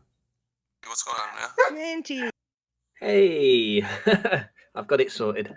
Hey, Paige, how are you? Not too bad, thanks, darling. How are you? I'm good. I'm good, thank you. Awesome. Nothing else went wrong after your surgeries? It's all healed up well? Yeah, still got the stitches inside that are creating a few bumps, and well, yeah, it's not very nice, but they will go. So yeah, it's all good. Fantastic. Good to I'll do a mic check real quick too. Hey, Travis. Yeah, so okay. Well, I remembered her name is Gabby Giffords. I don't know which twin this is, but I think that guy just got elected to either the Congress or the Senate in Arizona, if I remember right. One of those. Her husband, Gabby Giffords' husband. What's his name? Scott Kelly? Yes, he's a politician of some sort. And she got like shot in the head. Yeah, exactly. Scott Kelly, astronaut. Yeah, this one. Yeah, that's him. Yep.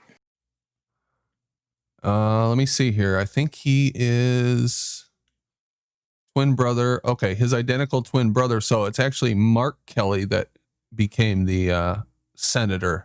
So he's going to be a senator for Arizona. Probably the same guy, knowing these guys. But I think that's him right there. That looks like Mark. Oh, so one's supposed to be an astronaut and one's supposed to be a politician. I think they're both astronauts. And this one just happened to become a politician, Mark. As well. Yeah, we got some feedback there, guys. Yeah, it's Yeah, sorry, I'll keep going on. okay. All right. Anyway, so yeah, these guys are spinning around and stuff. Hey guys, what's all this about Nathan Thompson? I've been seeing a few comments about him. Anybody bring me up to speed with that? Yeah, so there was this video. Nathan went out to, I think, California to meet with these two guys who were supposedly Harvard graduates who did an experiment and wanted him to come witness the results or talk about flat Earth or something. And it turned out to be a hoax, essentially. There were some videos that came out on Friday of him talking to these guys. One of them's in a duck suit. And then Jaron and Bob and some other people found their videos online where they're basically like wannabe actors, comedians or whatever. So they're just punking him this whole time. Paid for him to go out to California and stuff. So it kind of blew up over the weekend. On Jaron's on Saturday night, there was a kind of a blow up between him and Nathan. And then they were talking about it last night. So. You know that video you're playing? I'm just looking at that guy's left ankle, the second ankle from the left. That's all wonky, isn't it? Looks like he's got a broken foot already. It does look a little misshapen, doesn't it? Like this foot's longer or something. Yeah, there's no green screens there at all. No. They would never use green screens. He goes, woo, and see his pant leg too. Maybe it's just folded up, but. Huh. So he got punked, did he? Right, okay. Well, that can happen to anybody, I suppose. Yeah, that's kind of what we said too. So what? All right, whatever. He got punked. The Ballers got something to talk about besides Soundly's bridge pictures now. Good for them. Speaking of that, Aaron Armstrong, $2 says Nathan Thompson is a duck. Nathan Thompson is a duck. Thanks, Aaron. Yeah, so that's never gonna end. Yeah, we've. Oh, go ahead, Randy. Yeah, I was going to say that it shows something though that they actually wanted to get in touch with him and bring him along to try the punking on him. So they had to go out of the way to do that. Oh yeah, for sure, it was planned. I mean, they paid for him to go out there, from what I heard. Put him up in a hotel room and stuff. He was out there for 2 or 3 days, it seemed like, from the videos I saw. Didn't the guy even get married? Like, the first day he was talking to Nathan about his girl and that they'd been together years, and Nathan said, oh, you should propose to her tomorrow. And so the guy said he did. And then they got married the next day. One of Nathan's friends was a celebrant, or whatever you call them, and came down and supposedly married them. Yeah. I heard that story too. And I guess Jaron and other people put out a video yet? No. About what's happened? Like, have they? No, I didn't think so. Because Nathan's put one out saying he's gotten home. So, they've obviously parted ways. So I'm just wondering how long it's going to take these kids to actually decide if they're going to go through with it and, upload something nasty, or whether they'll let it go. Well, I take that back. Maybe they have put something out. If anybody's seen anything, let us know about it. But I haven't seen anything. Anyone's seen anything? They actually originally tried to punk Mark Sargent, but when they bought him the plane ticket to go out there, they bought it for the wrong airport. So it kind of gave a red flag to him. So he canceled on him. Then they got Nathan Thompson. Bought it for the wrong airport? Like, what do you mean? Yeah, because he was supposed to leave from his local area, but they bought it for a place like on the other side of the United States. Oh, and that made him suspicious enough to say no thank you, huh? Exactly. Interesting. I mean, these guys are not like big names in Hollywood or anything. From what I can tell on their channels, they've got a few thousand, maybe 10,000 subscribers. No, I don't think it'll get much airplay. Nathan's trying to flat smack him. I guess he's trying to, get out the flat information. Yeah, I mean, good for him for going out there and being willing to talk to these guys and talk to them about the experiment and stuff. That's cool. That was the other Experiment. Well, that was Wasn't the an other experiment. ma- I don't even know what that was supposed to be. Shooting a magnet laser or something through the supposed ball Earth. Like, what? Well, that's the other major red flag was that he went out there and I saw his live footage of him talking about it. He was going to go out there to debate them, and it was just supposed to be a quick debate, and then that was it. But they immediately changed it as soon as he landed. They're like, yeah, instead of doing that, we're going to do this experiment. So, but he didn't understand. That's quite a hell of a bit of a switch. Yep. And it didn't send up any red flags either that these kids were supposedly Harvard graduates, yet they were in California and, flew him to California and drove themselves. Like, they didn't fly, they had to plug their machine into the cigarette lighter or something, so that was their excuse for driving all that way. Just very strange behaviour if it's just a normal, meet up. Can I add something? Yeah, you're roboting real bad though, Rikia. Well, the way I look at it is that he got a free holiday out of it. He got put up in a hotel. He got flown out there. Woohoo! There you go. Yeah, I mean, that's kind of my point. He's just trying to get the word out. He doesn't care. Yeah, he just wants said it's not his FE to test. get out. If they're lying, they're the liars. They're going to be exposed as liars, and flat Earth is still being talked about. That's all he cared about. Well, that's cool. I mean, yeah, who cares? So what? These guys pranked. I don't think it's a big deal at all. What is it? It doesn't he said prove he handed anything. out like 500 flyers on Hollywood Boulevard or whatever. Like he's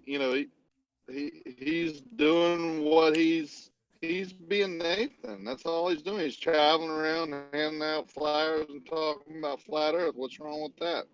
We should be questioning what we're doing. He's doing his part. Why aren't you being punked? Right? If you're so passionate about flat Earth, they should be coming after you too, right? Maybe you're not passionate enough. Maybe I'm not passionate enough, right? I should be getting the opportunity of being punked, right? Yeah, good point. You see what I'm saying? I mean, maybe we're not telling enough. People are getting to the source better or going to the media more, or our schools or our representatives or our family or whatever. Maybe we're too scared. I'm not. I don't think Nathan is either. I wouldn't say one negative thing about what Nathan's doing. I mean, it's his way and he's his own man. He should go out there and do it. And he's getting the word out more than most. I'll tell you that. Well, that's what we said earlier. Is it says more about the character of the people who did the punking than it does about him than Nathan. Absolutely, 100%. Nathan is printing those flyers what he thinks is truth, right? Now, if he's intentionally deceiving, then that makes him a bad person. But handing out flyers that he thinks is the truth is a good thing, no matter what. Now, if he's proven wrong later and he comes out and I was wrong and I take back what I said, that's what he should do if he's proven wrong. But he's not intentionally deceiving anyone. The intentional deceivers, if so, are those other guys. They're the ones in the wrong. You can't turn it around on Nathan. No way, no how. He got a free plane ticket to go somewhere he's probably never been or hadn't been in a while, stayed in a hotel, got to talk about flat Earth a lot, getting promoted, whatever. It's what Nathan does. Why do you expect anything else? I wish I could do it. From what I saw in those videos, he was being really cool to those guys too. So I hope that comes through in whatever videos they put together. Because like you said, he came across well in what I saw. No, if they're making a video to punk him, they're going to make him look like, they're going to make him look as dumb as possible to make flat Earth look as dumb as possible. That's all they have. That's all. You don't see anyone making this video, getting Nathan on there and doing a cordial, let's go through the points and let me show you how you're wrong video. You always see this crazy debate where it's obfuscation and debate tactics, and there's no proof on either side really.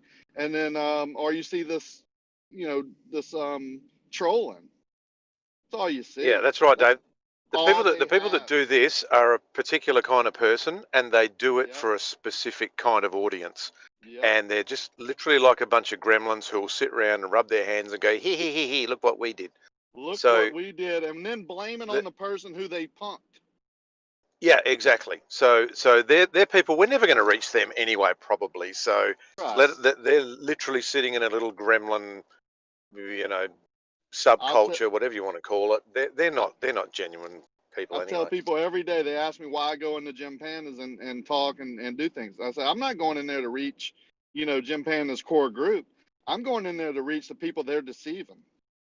And believe me, it's working. They DM me every day, all day. I never saw that. I never heard that. I can't believe Kosho lied about that. I know, this isn't true. I looked it up and they're not right. That's why I'm there. They asked me today, why are you here? I said, what better place to fight against deception than Jim Panda's? It's the best place going to find deceivers. That's why I'm here. I mean, now I like coming here and talking about the subject and learning about how we can, point it out and how we can go about this, and that's fine. But the best place to be if you want to fight against deception is where the deceivers are. Not going to find, you're going to find, you're trying to find lost people. You're going to find them in Bible studies too, but you're going to find more in bar rooms and places like Jim Panda's. That's my point. Yeah, it's a rough place to hang out, though. You got to admit that, Rakia.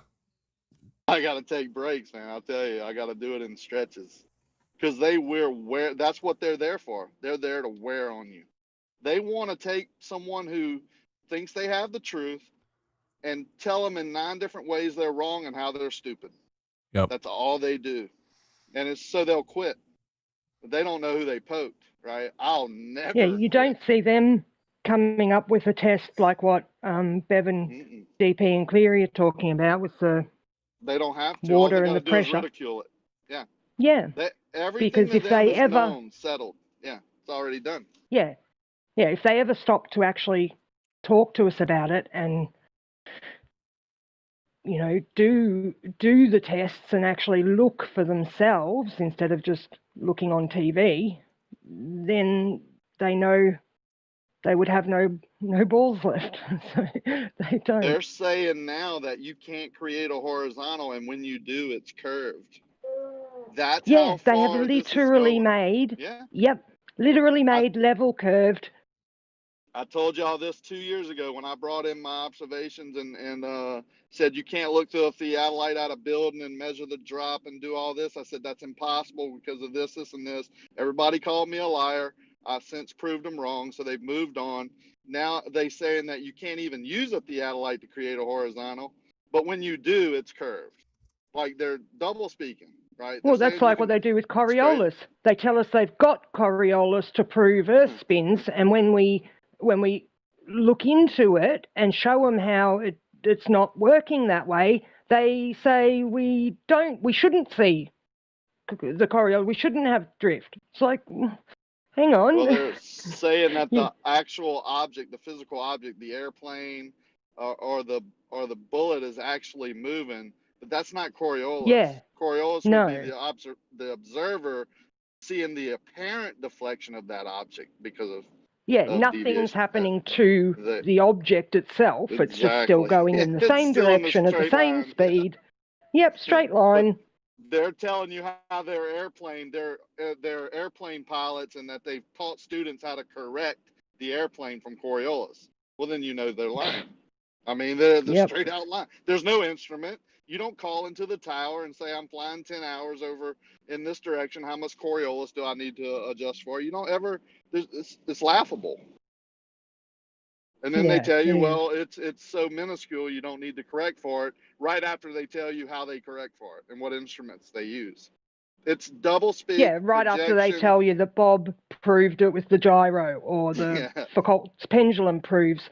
Well, okay, what does Foucault's pendulum prove? It is supposed to prove that Earth turns underneath the pendulum. So if it turns underneath the pendulum, it turns underneath everything. And then this argument they've got about, well, if you're not going north or south, you won't see a deflection. Okay, you won't see like a curve because you're not going north or south. But if you're going straight along the equator, eastward or westward, you still have the Earth turning underneath, either in the same direction as you or in the opposing direction to you. You know, it doesn't just stop turning underneath you because you're not going north or south. They just project onto you, and then they call you a liar, and it's just projection. It's a script that you can easily point out. A lot of times when I get in a group of people who don't believe what I'm saying, I'll say, okay, let's go get on this Discord. Now I'm going to show you exactly what's going to happen. This person right here is going to say this, and then this person is going to jump in and call me a liar, and this person is going to mute me, and this person is going to do this, and this. And we go into Jim's Discord, and that's exactly what happened. They're like, how did you know all of that? I'm like, because that's the script they're following. It's all a script. It's all that's what it's the same people there every day saying doing and saying the same things to different people. Yeah. Every freaking day, like 12, 16 hours a day. It's ridiculous. Every day. It's unbelievable, day and night. I said, and they say we're in a cult. Oh no, I'm hardly ever here. I'm like, every time I get on, you're here. He's like, well, that You're means there. you're here a lot. Yeah. Like, I'm not denying that I'm here a lot. I'm saying you are. You know, oh no, I'm not. You know, you're lying. I'm like, oh man, dude's there every day. Phil, Curved, you know, even Jim, but he owns a server. You know, he would want to be there. But this is the same people. Jake, the same core group every day. You wonder what an astronaut's son Hour after would be doing on a Discord server. Like, yeah, you know, doesn't all he day, have every day? Yeah, all day, every day. Like if you were Negator, they're there every day. I could think of, you know, millions of other things I'd rather do than argue with people who I think are wrong or stupid or lying, whatever they think about us.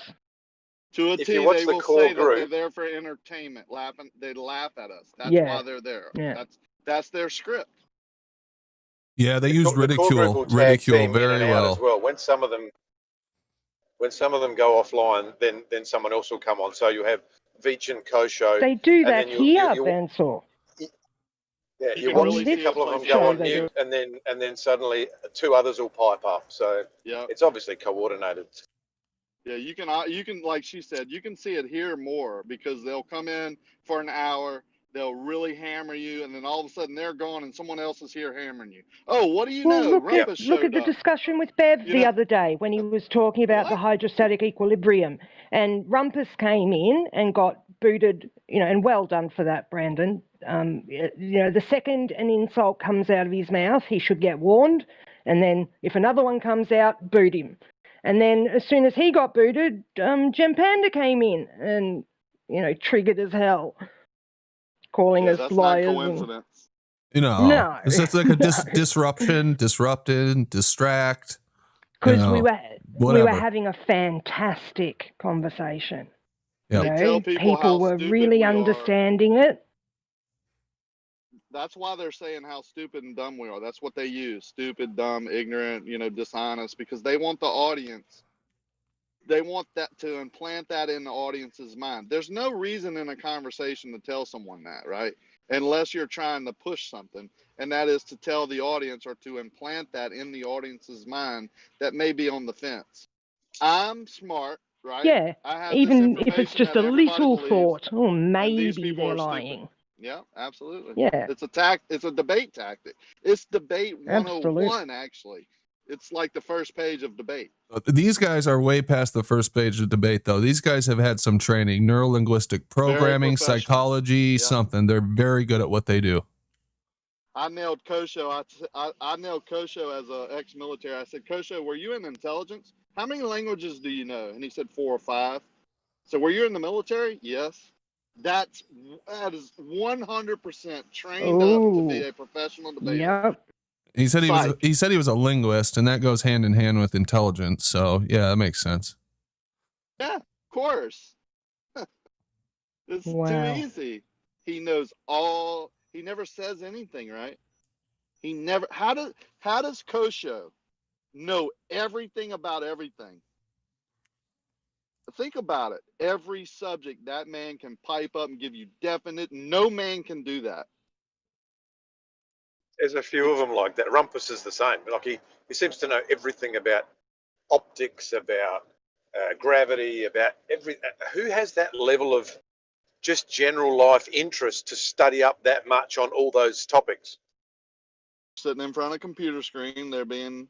I mean, it's the technology is there. You know, you can just type in something, and it just brings up everything about everything. You type in a definition, and it just brings up every subject, who came up with it, what year it was founded. They remember dates.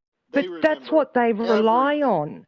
Yeah, they rely on that information already being there. So all they have to do is parrot it. They don't have to test it or check it or think about it. But they as just soon go, as they right. bring up Brunel's formula or whatever, and you don't know it, and they know the formula, the date it was created, who did it, where he was from, what his favorite food was, it makes you look stupid and him look smart. There's no way he remembered all that. He's looking at it on a screen. Notice the And one there's thing they nothing never. smart about memorizing stuff. If you can memorize anything. It doesn't mean you understand it, or you can relay that to somebody else and have them understand it. I'll just ask them about real world stuff. Where's the power button on a SIMRAD unit for a radar? They have no clue. How many seconds do you have to hold the power button on for a radar for it to come on and activate? Do you have to press transmit or not? They have no clue. Yeah, they have wouldn't no know any of that. real world experience. No, but they know everything about the frequency, when it was developed, who developed it, what year, the range, what frequency it's using. You see what I'm saying? It's book knowledge. It's not world knowledge. Mike, check. What's going on, everybody? Hey, Matrix. Hey, What's up, man? What's up? Hey, Matrix. Hey, Matrix. We're just solving the world's problems, brother. Yeah, you guys are making hella sense. Everything you guys are saying it resonates, man. And I feel like you guys are on point with what you guys are saying about the Globers. I feel that most of us didn't admit to ourselves that they were agents, but I think as the days goes on, if maybe they're not paid, but they definitely have agent characteristics. Yeah. Yeah, I noticed the one. Good. No, it's all you, man. Go ahead. I was just going to say, notice the one thing they never have is an actual good argument. Instead, like you said, they rely nonstop on just ridicule and things like that. And unfortunately, though, we live in a world where about 90% of the people actually respond to that better than they do a good argument. So they end up keeping a lot of attention. Because that's what every movie, everything points. Everything you do through life teaches you that, right? Whoever can argue the best wins the argument, right? It's not even about arguing anymore. It's literally about sounding a certain way. There's no logic. Logic is gone. As soon as you bring logic into a conversation, you better hold on, brother, because 5 people on their side are going to attack you viciously. Think about it. And they will come at. They want to rip your heart out, man. They want you to feel like shit. I shared this with you guys a while. No remorse. No, I shared this with you guys a while back. This is a paper written by Public Diplomacy White Paper, and it's called "Ridicule as a Weapon." I don't know if you guys remember me bringing this up before. Yeah, I've heard that one. Definitely. Yeah, definitely. But some of the stuff that this says in here is just unbelievable. How powerful ridicule can be. A quick way to get somebody to stop talking about something, make them feel stupid, make them feel to me, that's all they have. All they have is ridicule. They are dude, when you say he knows all this shit, Dude, I hear them reading to me constantly, especially George and Rumpus. I mean, they're reading, literally reading. You don't hear them mispronounce words like, God, I wish I had an example off the top of my head, but I got them written down. I could give you 100 examples where they mispronounce words that they don't even know. I'm like, oh my God, they're reading from a script. They don't know all that shit. Dude, they're so fucking stupid, man. It's common sense that they have to say air is not the atmosphere. A thermos is a closed container. They double talk so much, dude. They have no common sense. So if anybody gives it a minute and listens to them, that's what made me even consider flat Earth, was listening to Rumpus. And Brenda. It's just let them talk. Awesome. That's their worst enemy. Just let them talk. And as soon as you hear the bullshit that they're saying, you will realize what they're doing.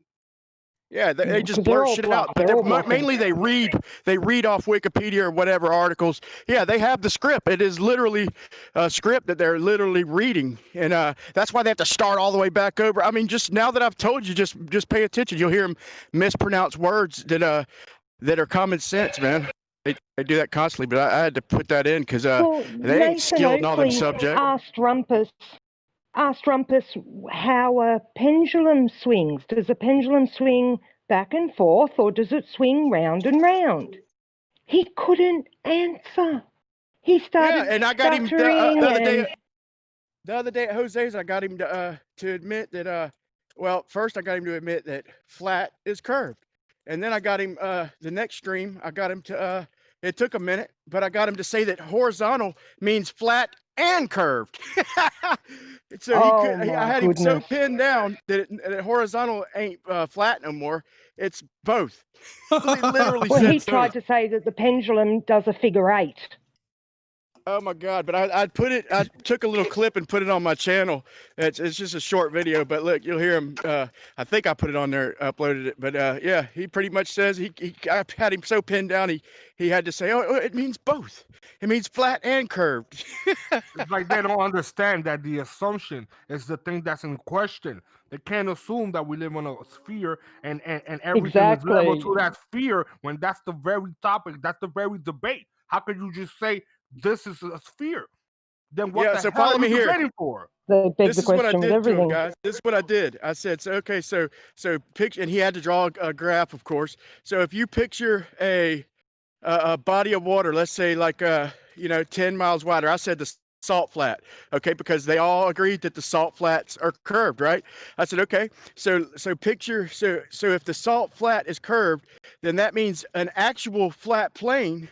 It took him a minute, acting like he didn't understand, but I'm like an actual flat plane would have to be a bowl, and relative to the flat surface. If the surface is flat, then relative to that flat curved surface, a flat plane would have to be a curved bowl.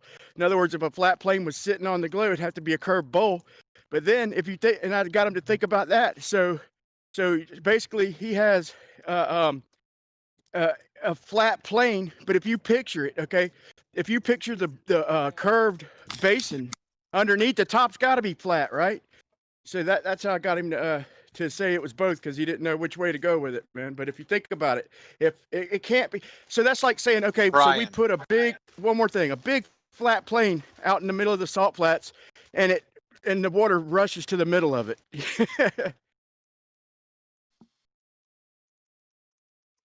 Let me read something from this paper here real quick. I looked for that video on your channel, by the way, Brian, but I couldn't find it.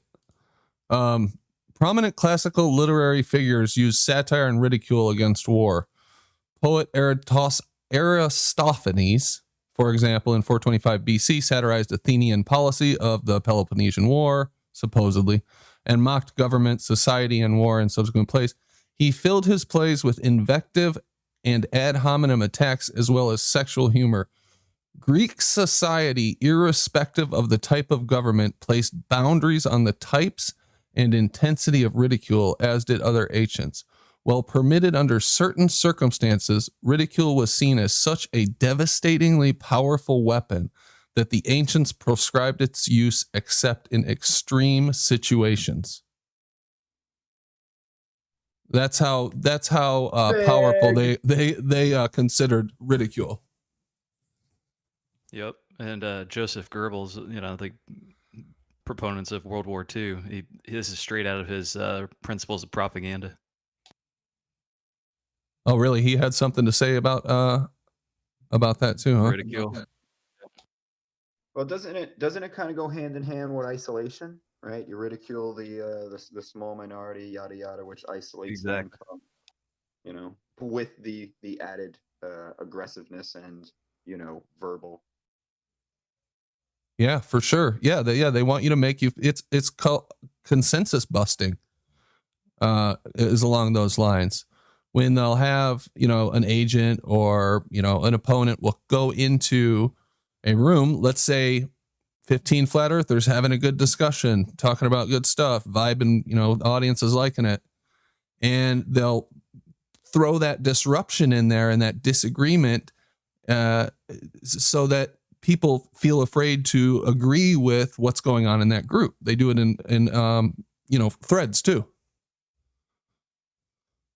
They just want to throw the negativity. It's like a monkey wrench. But man, yeah, I fire back at them with that because that's why I said that's all they got, man. But if you think about it, so they have a flat plain, okay, a big old salt flat, 900 square miles, a big old flat plain with water rushing to the middle of it. That's what he had to argue.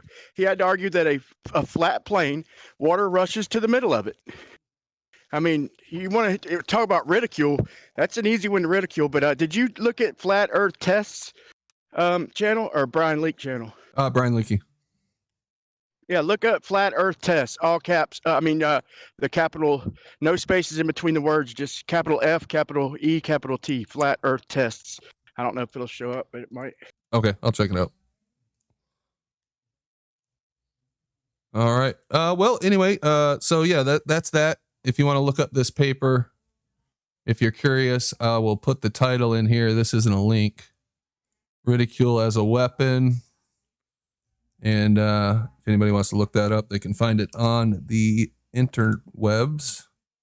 I'll put a link in general. There you go. And then I see we have Travis here. Travis, how's it going, man? You got a new video out. Yeah, I think I put one out this weekend on Saturday. Yeah. Yeah. Do you mind if we take a look at it? Maybe you can tell us Sure. what the hell I was eating dinner and going over other videos while you were saying that you had something, so that's why I jumped on. Oh, cool. Okay, great. Then let's pivot to that. We all know how the ballers are, but one last thing about that. Do not take them seriously. I mean, listen to what they have to say, but don't take anything they say to heart. If there's anybody out there that's new to flat earth or whatever, don't take it to heart. Just do your research and figure out the truth on your own, because if you let them, they'll get in your head. All right. Anyway, so this is called Shooting the Chesapeake, and I'll share my screen in the Discord if I'm not already. Bandsaw knows all about how easy it is to get suckered in again by them.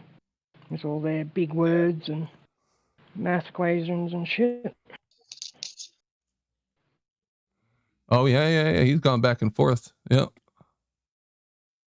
All right. Shooting the Chesapeake. Should I just hit play and let it go through? You tell me when to stop or what? Have you watched it yet? I thought maybe you had some stuff you wanted to bring up. Yeah, I watched some of it. This one is just a still. Oh, you skipped past it. Okay. Oh, no, I'll go back to it. Yeah, this is just a still with, this is all the stuff I've gone over before, just showing you the same focal length, same distance, same observation, but we've got magnification on the right. You've got recession on the left. You have more field of view on the left. The house is smaller.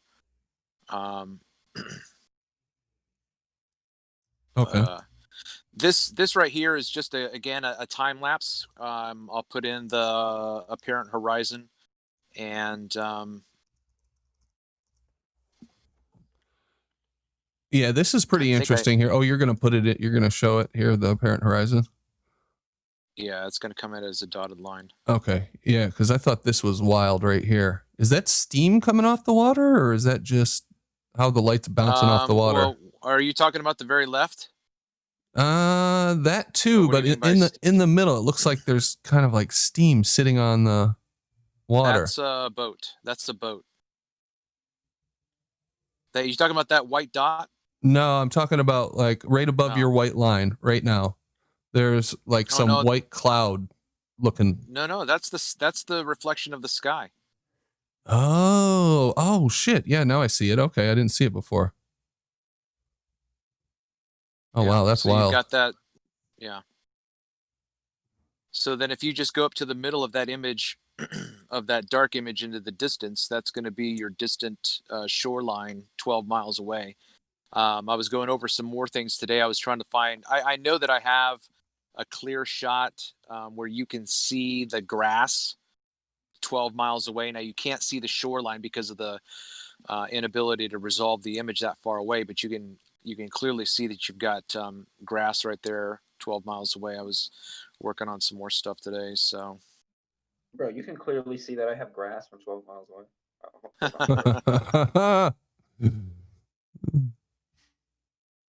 But anyway, basically, this is just to show that if you were going to do Al Baruni's measurement of the apparent horizon with this, okay, so there's the apparent horizon there lined up with the dotted line, and then 10 minutes later, go back out.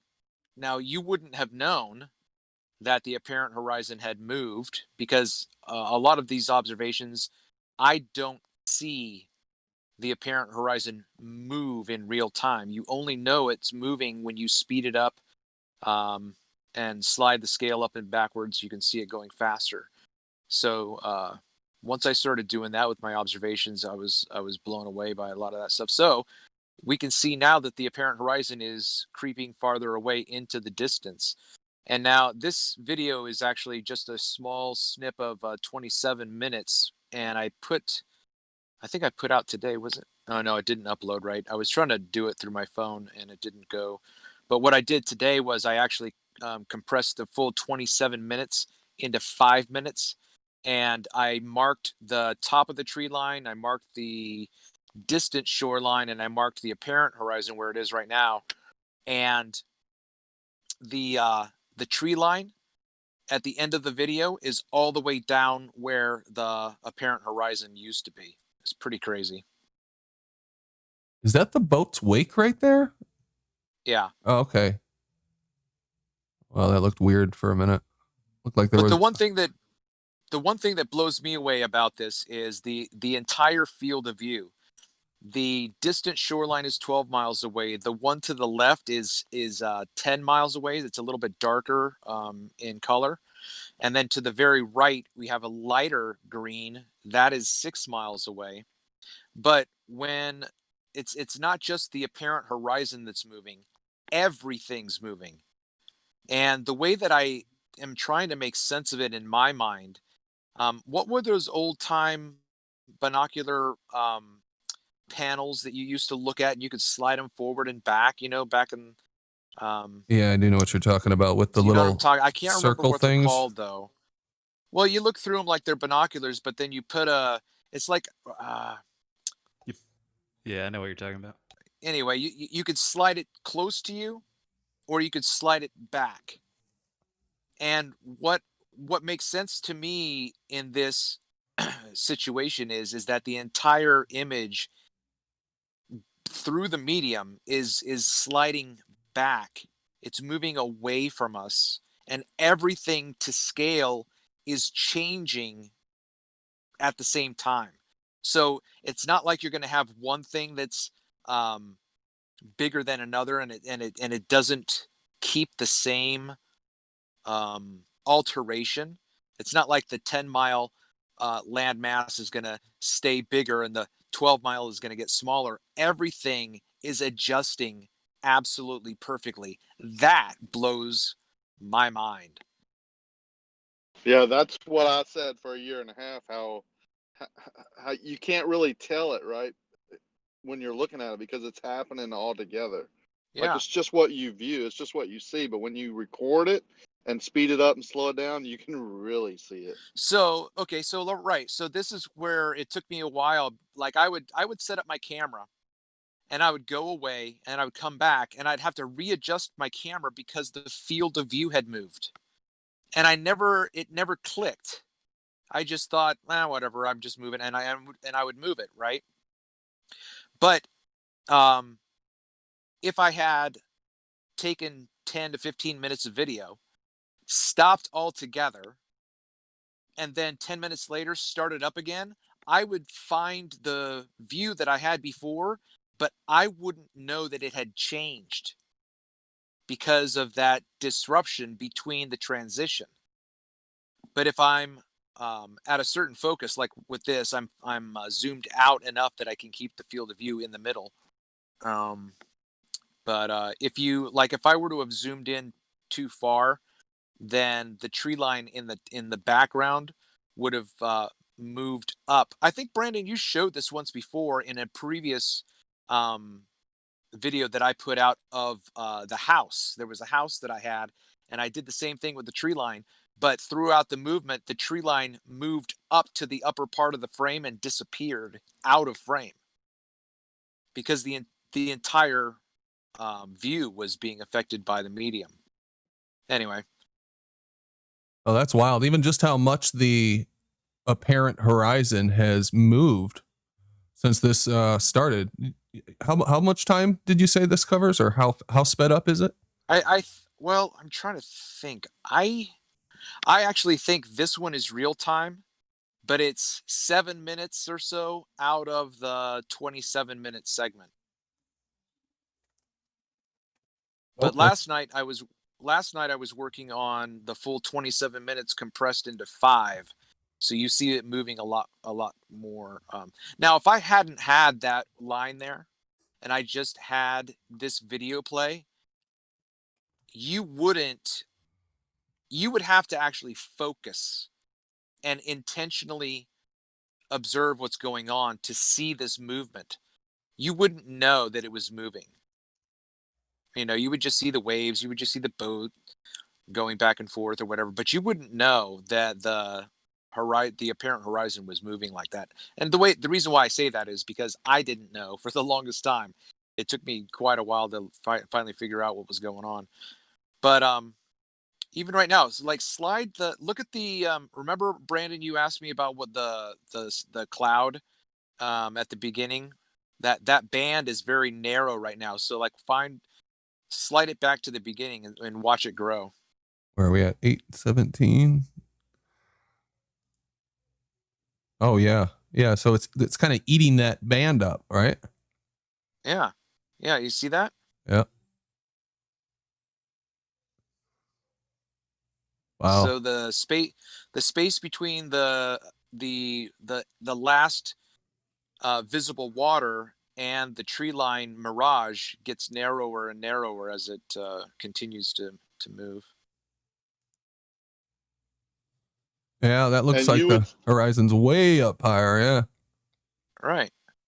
And you would say without that mirage, and you're saying without that mirage, you could see not the shoreline because we can't make that data out, but right above the shoreline, you could see it. But now the mirage is hiding that object in the distance. Yeah, right? it's much too soupy or milky back there. Of course. Yeah. 12 miles. Yeah. Yeah. I don't 12 think miles. people, when you start talking about that, they think they're in a car or an airplane. They don't think you're viewing, right? They don't know what 12 miles of viewing is because they've never gone out there and done it. Yeah. Just go look at 1 mile. Right. It's crazy. Yeah. It's a long way. Well, there should be like 90 feet of curvature too, or something like that. 12 miles. Quite a bit. Yeah. And I just posted in my community a snapshot of a screenshot where I have a sailboat in the foreground, a motorboat in the midground, and a sailboat in the background in the same frame. And they're all at different stages in the band. And so if if you're looking straight ahead at the video that's on right now and you see that little white dot, that's a sailboat that's going back and forth. Now, I've said this before, but if I could wipe away the refraction that's in the medium, you would see the water go all the way to that boat. Now, that boat would still be there, but you would see it on the water. Damn, Travis, that bird literally just flew like straight. It almost seemed like you edited the bird in the video. Yeah, right. You guys see to the right side, the land, how it looks lift up like that it looks like it's in the air. Yeah, this right here. Yeah. Yeah, that's supposed to be that's supposed to be the level right there. If you were to move from that position to over there, that would be level. Yeah. And look at the effect it's doing. I call it the long hallway effect. Yeah. I see what you're saying. Yeah, that's a good call. Yep. Oh, this doesn't curve out into the water. Right. It's like a long hallway. It's like a long hallway. You could even see you could even see the like trace it. You see where the white foam is. If you look a little bit deeper, there's just like a clear line there where the boat starts. Huh. Yeah, that's pretty cool. So let's see. Let's go to the end here. That boat's coming up, huh? Towards you? Yeah. The brighter it gets. Yep. Yeah, good stuff, man. This was like 6 o'clock in the morning, so the sun wasn't very high. 6:30, maybe, something about that. Okay. Yeah, everybody subscribe to Travis the Plain Truth. I put the link in chat. I bet you most of our listeners are subscribed already, but I'll pop it out there one more time for everybody. Yeah. Ether band. Everybody drink. The Ether band. Okay. So, Travis, can I ask when Al Bruni did the measurement, what did he measure to where that white funny looking stuff is in that picture? He would Like, is that he would find where in his vision the limit of the water. Okay, because right. If you're looking out, this is what I said in the video. I can't remember. I don't remember. I do so many things. If I said anything, I don't think I said anything in that video. But it was the video before that on the Channel Islands. I jumped in and made a comment, and the comment is, if you're looking in the video that we just saw, and we saw the water stop. We couldn't see any more water as we looked into the distance. What's creating the limit? What is creating the limit of the water at that moment? Well, in whether or not the baller wants to admit it always has to be earth curve. Always. For them, yeah, always. Okay. But as we just saw, that limit to the water moved. Right? Yeah. Okay, now when the penny dropped for me was I was making these observations at 3 miles, 5 miles, 9 miles, relatively short distances. And I was processing and thinking, okay, look, I'm looking at refraction 100% of the time. That line is not curve. And then it clicked for me. I thought, okay, but I see the same effect in an inferior mirage on the ocean 20 miles away. So if the limit to the water 20 miles away is created by mirage, it's never earth curve there either. And if you were to, and I've shown it on my channel, enough, even with the Channel Islands, that apparent horizon on the ocean moves. You lied, Travis. So if Al Bruni is trying to measure something on the ocean, he's looking out into the distance and he sees the water he sees the water's edge, you know, like what Nathan Oakley The limit. likes to say, you know, Yep. show us the edge of your curve. Where's the edge? Well, that's the edge. Well, if Al Yeah. Baruni goes out, if he goes out a half an hour later, that's not going to It'll be in be the same somewhere place. else. Yeah. And so Al Yeah. Baruni, Eratosthenes, all these guys, these are all legends. These are not real. These are stories. Because we have I joined to expose one lie that Travis Okay. very blatantly say and nobody called Okay, him hold out. on, hold on, I'll Jose. call Hold him on. you out, Travis. Yeah, it's okay, okay, Jose. Just settle you down. can Yeah, it's get all right. a chance. Just hold on. Yeah. Take care of your Yeah, little yeah, chihuahuas. yeah. He haven't spoken. Yeah. 10 seconds, Jose. No, you're not gonna have him. Go ahead. Take care of your chihuahuas there, Jose. I'm talking to Paige. Jose, why the hostility though? Like, what? Why the aggressiveness? Why the hostility? Why Yeah, are you the talking aggression. angry? Why you sound angry, Matrix? I mean, that's how That's I what sound. we're Are asking you. Are you discriminating against me? That's how my voice sounds. No, you projecting. You telling me why you angry, but you with an angry voice. What's up with that? No. That's my natural voice. Oh, mine too. You haven't heard me in my It's not- show All right, every guys. single day. All right, You have a Matrix, hold show. We on. heard you. Anyway, All Travis, Yeah, that's exactly. fantastic job. Your observations are brilliant. Okay. Now, can I understand call out a lot Travis' more lie? about. Can I expose Travis' lie now? Oh No, no, hold on. you don't want me to expose your lie? No, All I'm right, gonna make- you know what? I'm gonna I'm make a leaving. statement. I'm leaving because I know nobody will call Okay, you out on it. bye. So I'll let you Bye. have your lie and your Nobody shit too. cares, I was gonna Jose. make. I was gonna simply make a qualification, Jose. That's all. Don't let the door hit you in the ass on the way out. Oh, he left. They actually think we care about weird, what because he said he they wasn't have hostile. to complain about. All right. What was he calling you up for? I missed it. I have no idea. What I was gonna say was the only. He was the so only- triggered he wouldn't let Travis and I finish our conversation before butting in. Yeah. Now, the only thing that I was going to say was, okay, Jose, I have no idea what you're going to say, but is it possible that I could have just misspoke? What you think was a lie, is it possible that I just said the wrong thing inadvertently? Is that a possibility? That's all I was going to say. And then I was going to let him say whatever he wanted to say. But Yeah, he was very triggered. he was Remember, off the tribe. Travis, if you don't regurgitate the word for word, like it says on Google, that means that you don't know nothing, and that means that you're an idiot. Yeah. If you allow me to tell you what the lie was, I will gladly do that. Okay, Jose, will Oh, you? now you're not gonna let me. Now you're gonna No. talk. You're not Listen. gonna let No. me. Listen. Okay, listen. The fact that you are starting off by calling it a lie means You are a that liar. you're. And then playing victim. You can't even let me He's finish. that triggered, You he can't even literally finish, cannot dude. let Travis finish a sentence. Can't even let me finish. Because you want to keep ranting, and I just want to expose a lie All right, easily. go ahead. All right, go ahead. Go ahead, Jose. At one point you say, and the ballers call all the observations curvature. And then you moved on. Like so easy, like slip out of your tongue. And you say, like, they don't even want to question the refraction and the mirages and none of these phenomena. I do.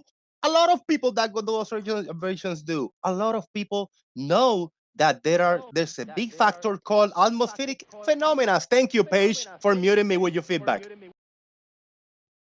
He was just saying that as a general statement, Jose. I mean, come on, you know that most people say that it's every time we ask, what is that? That's curvature. Well, could it be a wave? Nope, it's curvature. You know that, man. We're not saying you in particular. We're saying that in general. You hear it every day. I'll say B-ball for life in particular. He already left.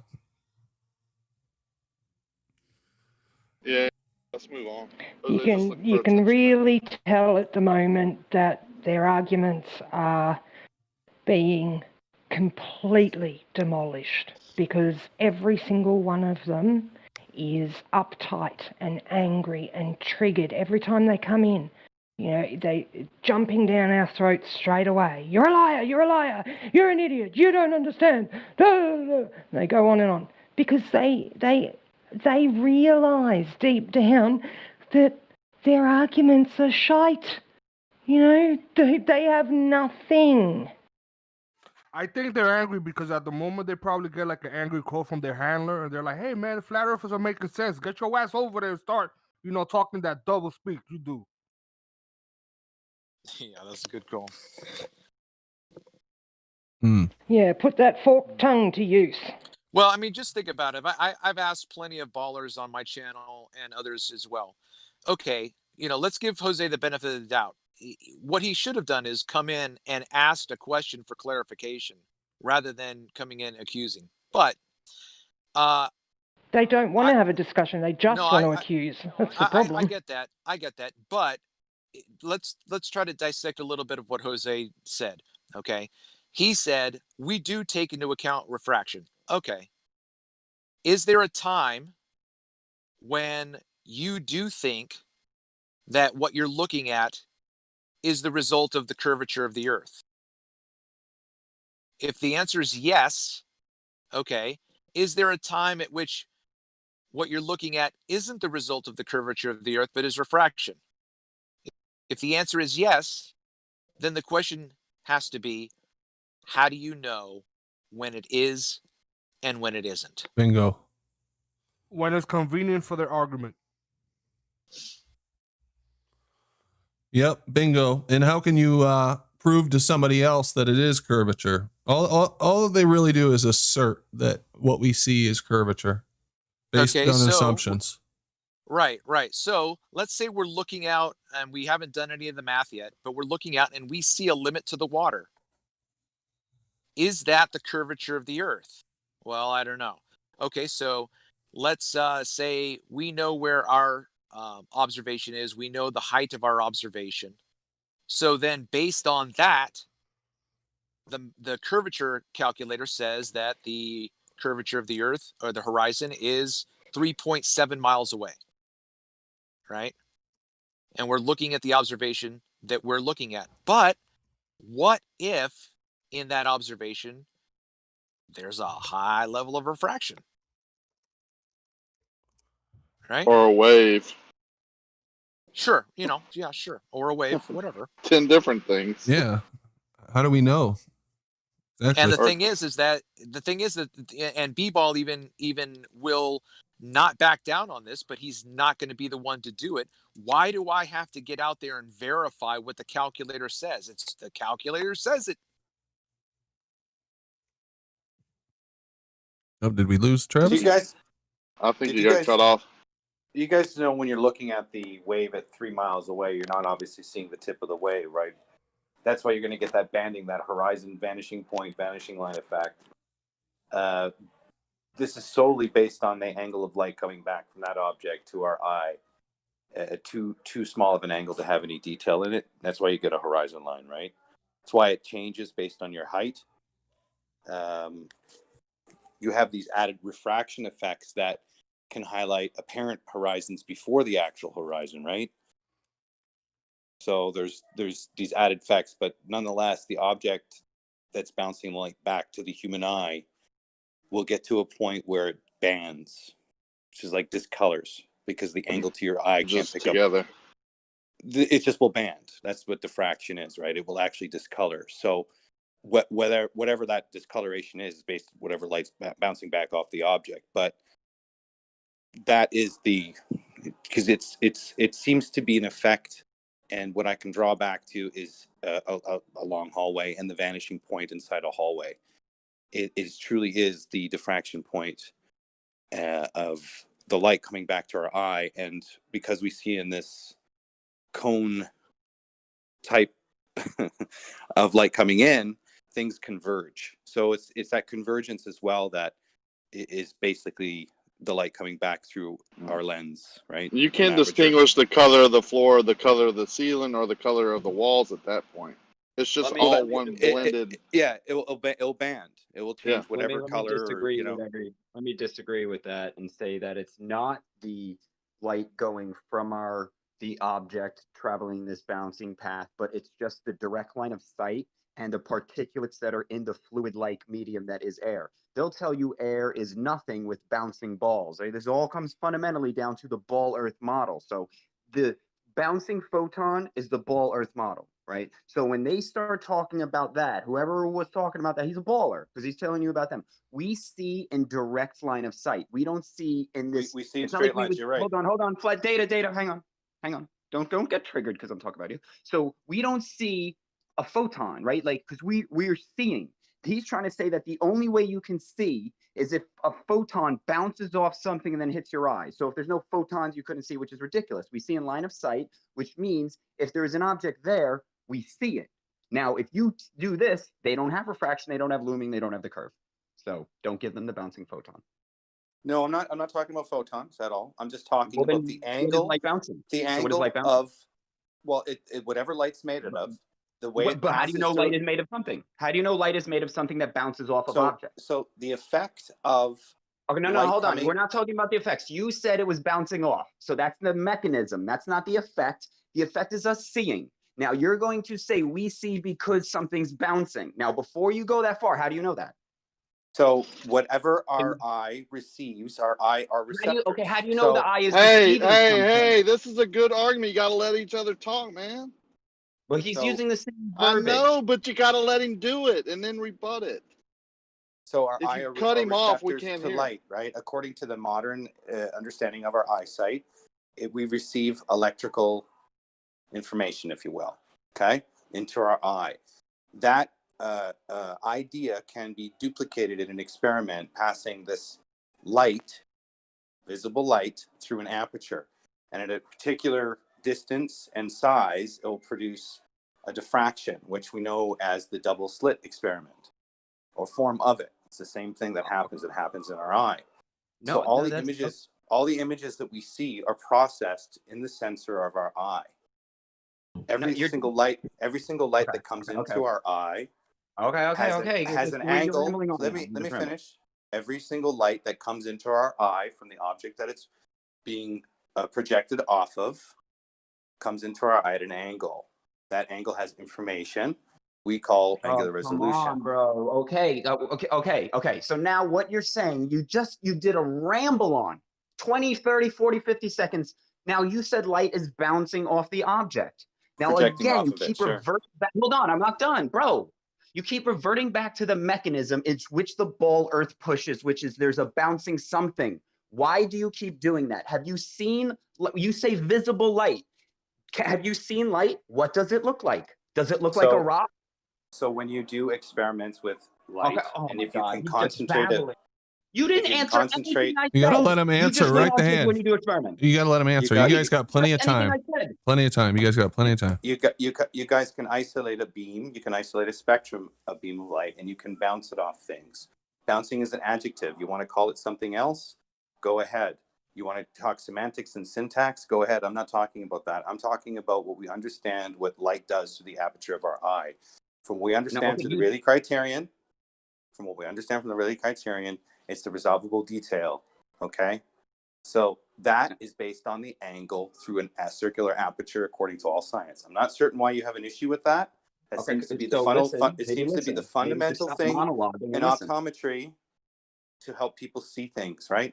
Yeah, I know you were an optometrist. That doesn't mean you can see light. Now, again, you're going to say that a laser is light. Now, a laser is not light. Okay, a laser beam is not a beam of light. You're not seeing little photons. This is you Never said again pushing. Hold on, I'm not done. This is Never you said anything about pushing. photons. Hang on. Not once. So now sunlight but and you're straw hang manning on, me, bro. dude, when come you're the on, one talking bro. about Data. photons. You gotta chill. You're I listen to you, but I listen to you, Data. Me, but Data, hey, I know, but moderator, is listen, anybody a moderator? I You're listen to telling me you. straw manning Data, I after listen he's to you. finished. Come on, Say, well, man. that was a straw man. This is why. Yeah, let me get it all out. Then you can say what's a straw man. Now, when you're saying that light behaves, what you're doing fundamentally is what the ballers do. They separate light and the object into two distinct things. And that's, again, what you're doing. Now, when we see a rock, we're not seeing the rock because there's this light coming from behind us, which we wouldn't see the rock yet, right? This is your right. We don't see the rock yet because the light's going, it's going, still don't see the rock. The light hits the rock, we still don't see the rock. The light's coming towards our eye, still don't see the rock. The light finally hits our eye, and then we see the rock. That is the process that you keep talking about to say how we see light. And then you're going to talk about apertures, that when the light starts converging, because it's this thing that's moving and it converges, right? So you're using words that have a mechanical operation that push back to the photon as the fundamental thing that light is separate from objects. You've never seen light, okay? Just like nobody's ever seen the ball earth themselves, you've never seen light you've never seen what light is. You've only seen objects, okay? And a laser is just the particulates in the air being somehow doing what they do. You don't know. Now, when you start saying bouncing and to the eye and all this stuff, you're just bullshitting. You're just straight bullshitting, dude. So the way physics understands light is it comes in straight lines, right, to our eye. So whether it's a photon or a particle or a wave, I'm not talking about that. You brought that up. I never mentioned You're that talking shit about once. understanding. What is What I'm understanding talking light? about, Chris, let him finish. I'm talking about as simple as discerning a letter of the alphabet at a certain distance based on your vision. That principle and understanding of objects, how they resolve themselves, are based off of visible light. Based on the distance of the object, it has a certain resolvable detail based on its size and angle to it. These are the fundamental principles. You want to go off into photons? Can we say that happens no matter what they say light is? So whether it's a bouncing particle or not, your eye's going to see in a certain way. I'm not giving light the attachment to photons as much as right the hand is. You are. No, I'm not. I'm talking about the process in which we see. And it's fundamentally based on the Rayleigh criterion and the understanding of light bouncing off of objects and their angular resolution to it. So the double talk. Nope. Light comes from a source, bounces off that source, and enters our eye. You want to say it doesn't? That's a whole other argument. Bro, come on. Hold on. So what you were saying, he just said, I'm not talking about bouncing light. I'm not talking about that. But our understanding of light is based on the Rayleigh criteria and the bouncing of light. Bro, this is baller double talk. Am I the only one? It's like I feel like fucking Rowdy. where? Hold on. I feel like The Rowdy light Piper. source, I'm the right? only one with the tongue. Hang on. Data. Can you just shut up while I'm talking? Jesus Christ. So I feel like Rowdy Piper. Does anybody else on the panel hear the double talk coming from Flat Earth Data? Has he said he's not talking about the mechanics of light as bouncing things, then said it's based on the Rayleigh criteria, which is bouncing things? Am I the only one that picked up on Hold this? on. No, you're not, but we're letting you two go at it. So maybe you can clarify, Okay. Data, how those two aren't double speak. Yeah, me too. I'm just letting it go. Bouncing light is an adjective, right? Whatever you want to call it. I'm just saying that whatever light source is hitting an object, it's hitting that object and entering our eye. I didn't discuss photon. I didn't say anything about photon. Do you want to say it doesn't bounce and bounces some sort of descriptor that's for the heliocentric? That's a different argument altogether. The bottom line is our eyes receive light. The object that we see has to reflect light for us to see it. So regardless of what the light's doing beforehand, you're saying after it hits our eye, this is what happens. Bro, So what I'm saying, it doesn't have to bounce. so what but it I'm has to saying bounce and hit our eye. is if you guys are negating the fact that objects have to transmit, project, Well, how do you bounce, know there's a constant reflect, connection that's transmitting it instantly? emit, whatever How do descriptor you you know? want to How do you use, know there's a there's not a function. constant connection? There's a function there that is inevitable because it's a process of vision. We can measure it. That's why we have glasses. So there are things that are consistent, like our cycles of our universe, our eyeball and the size are pretty much consistent based on visible light. So we can do ratios in a matter that work in a function that is mathematically explainable, repeatable, demonstratable. I'm not certain where you're failing to try to pin me down to. Okay, go ahead. So let me explain. So once you start saying mathematical, right? That's what ballers do. They're going to say mathematically we have. Dude, listen, hold on, bro. Why do you do this every single fucking time I start talking? You You have a demonize the math for problem. what? I know, but here. So you're telling me that Hold on. Data. Guys, it was really going well. It was really going well. Right hand, go ahead and finish. Just don't. Let's just drop it and just go right hand. Go with your set. So the idea, like we're talking, the Rayleigh criteria, okay, is based on when you start saying light has to bounce off something for your eye to receive it. No, there could be, and there is, an instant connection, right? What if your eye is constantly connected to the object through the medium? So there is no traveling. It is a direct line of sight, instantaneous. No traveling, no bouncing, no converging of light into a smaller thing, which things get smaller when they get further away. Distance, right? Now you're trying to add in this intangible thing called refraction. No, The only thing, if you want to even do science, you can't manipulate refraction, so you can't prove it. The only thing you can say is when I get further away, you see it gets smaller and there's these effects. That's distance, okay, not refraction. You're going to say, well, on some days you can see more and some days you can see others. Not refraction. Sorry. You can duplicate internal reflection, which is a form of that type of effect, fraction, right? So there are things that you can measure once you have a standard. I don't know why you're afraid of that. And not everything we do is a lie, right? It's just really quantifying the world around us. I understand your idea of an instant connection, and speed of light doesn't have a measurement. There's no time to it. It's instant. I agree with that concept. But the problem is, wants to throw us back in a fucking cave or something, man. yeah, stand in a dark room and open your eyes. Nothing will bounce into your fucking eye, dude, and you're connected to the system. So the point is, anything is ever bouncing into your eye. Although I do agree with him. So how have you ever determined the only time I've ever gotten? Let me finish. You just said that. What about it just being instantaneously because our eyes are open? It's just that's what it is. Instantaneous. There's no bouncing. I understand your concept, bro. But stand in a room that's pitch black. There's nothing that's going to come into your eye. There's nothing that's going to reflect into your eye. That doesn't mean so you're just connected. because the room Listen, is dark. let me finish. So you're connected, like you say, and it's instantaneous, but there's nothing being projected into your eye because there's no light source. That light source has to reflect off to something to go in your eye. That's why we could consider light to travel in straight lines. That's why we have Euclidean geometry, because we measure in straight lines and angles based on our eyesight, right? So no, because now you just made light travel. Now you just what you're doing right now is taking your concept, right? We both have a concept, okay? You have the traveling light, I have the instantaneous connection. Now you just go, well, because dark room, therefore light must travel. I'm right, you're wrong. That's religion, bro. You're just pushing a religion on everybody. I just want everybody to know what your issue is that the word of bouncing is somehow associated to heliocentrism. That this is what you are conflating. No, you didn't hear what I said. I'm using, dude, that's your argument. Your argument argument is that I'm talking like a baller. So you're not understanding what I'm saying. You have a concept of light. So do I. Now, neither one of us can say that our concepts are the truth, except that you do. You say yours is the truth, and it must be because dark room Riley criteria. That's my point. Does light degrade from? No, don't ask me a question. Don't ask. Now you're just doing what ballers do.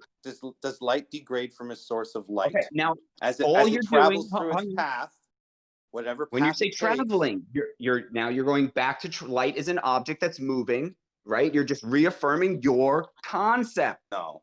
You're doing it. Every time you say light, hold on. Are you not hearing me? I say I have an idea. Listen, I have an idea where light doesn't travel. You have an idea where light does travel. Now, all you're doing is saying, flip a switch, I see, therefore light must travel, I'm right. That's what you're doing. Do you not see that? But the thing is, how do you cover the concept? But how do you cover the concept? But how do you cover the concept of light that was not in the space that it was before, where there was darkness all of a sudden being there without a concept of travel or something? How do you cover that?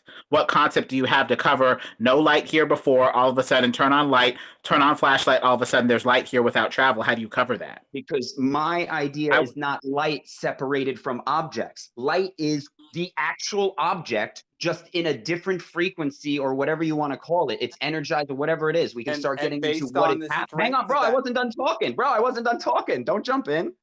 So when you're saying that you're seeing the object, you're actually only seeing the object. Now, what everybody in this room, except for me, is trying to do is make the object and light two separate, different entities. When you never see the second entity of light, you only see the object, like what a baller would do.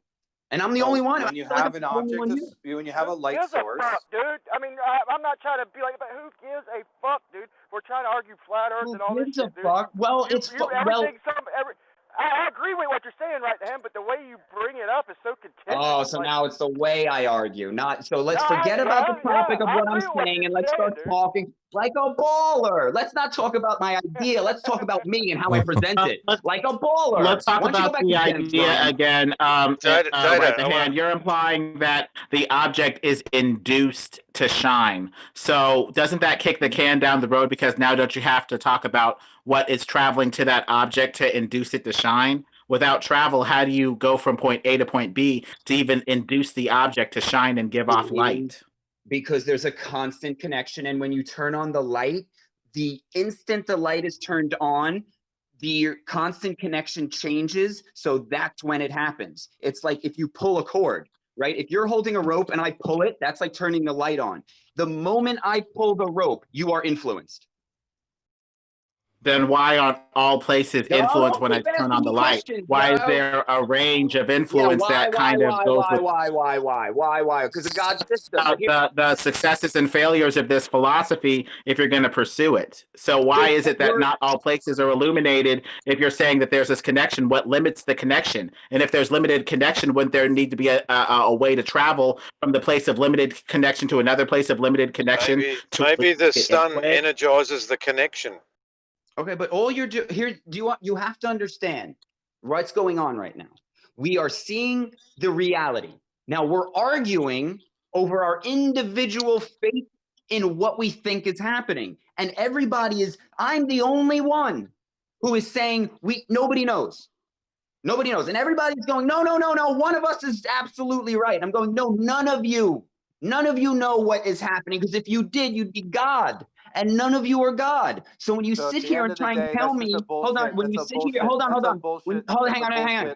I know, wait. I'm with you, Chris. Let me get it out. I'm almost there. When you sit here and say, we know how light works and light is this and light is that, I'm going, bro, you're telling us that you fundamentally understand how this world works, like nobody else can do somehow. Like I can't do what you do when I see the exact same thing. Well, how is that? But the thing is, that's why we only link knowledge to action. We say that based off of this thing behaving in a certain way, we can glean some things. We're not God, but we can logically glean certain things that flow from this. If we see the diffraction patterns and the Aries disk of light that look like a drop in the pond in waves, we would tend to theorize that light is part of an etheric, wavy medium, a sea of energy. Based off of activity, we tend to link knowledge. So what knowledge or activity can be guided by, this philosophy? That's why we're talking about it, because eventually we're going to want to make experiments and we're going to want to go on from this philosophy and influence and, generate action. See, here's the problem, right? The 1.22 limited diffraction system is a real thing. It's in cameras. It's something that's measurable, calculable, repeatable. Okay? That's what you don't understand. It's not real. There Don't tell is me I don't measurements. There's measurements here that are consistent, right? And then they have an What does that outcome mean? based on that consistency that you can measure, right?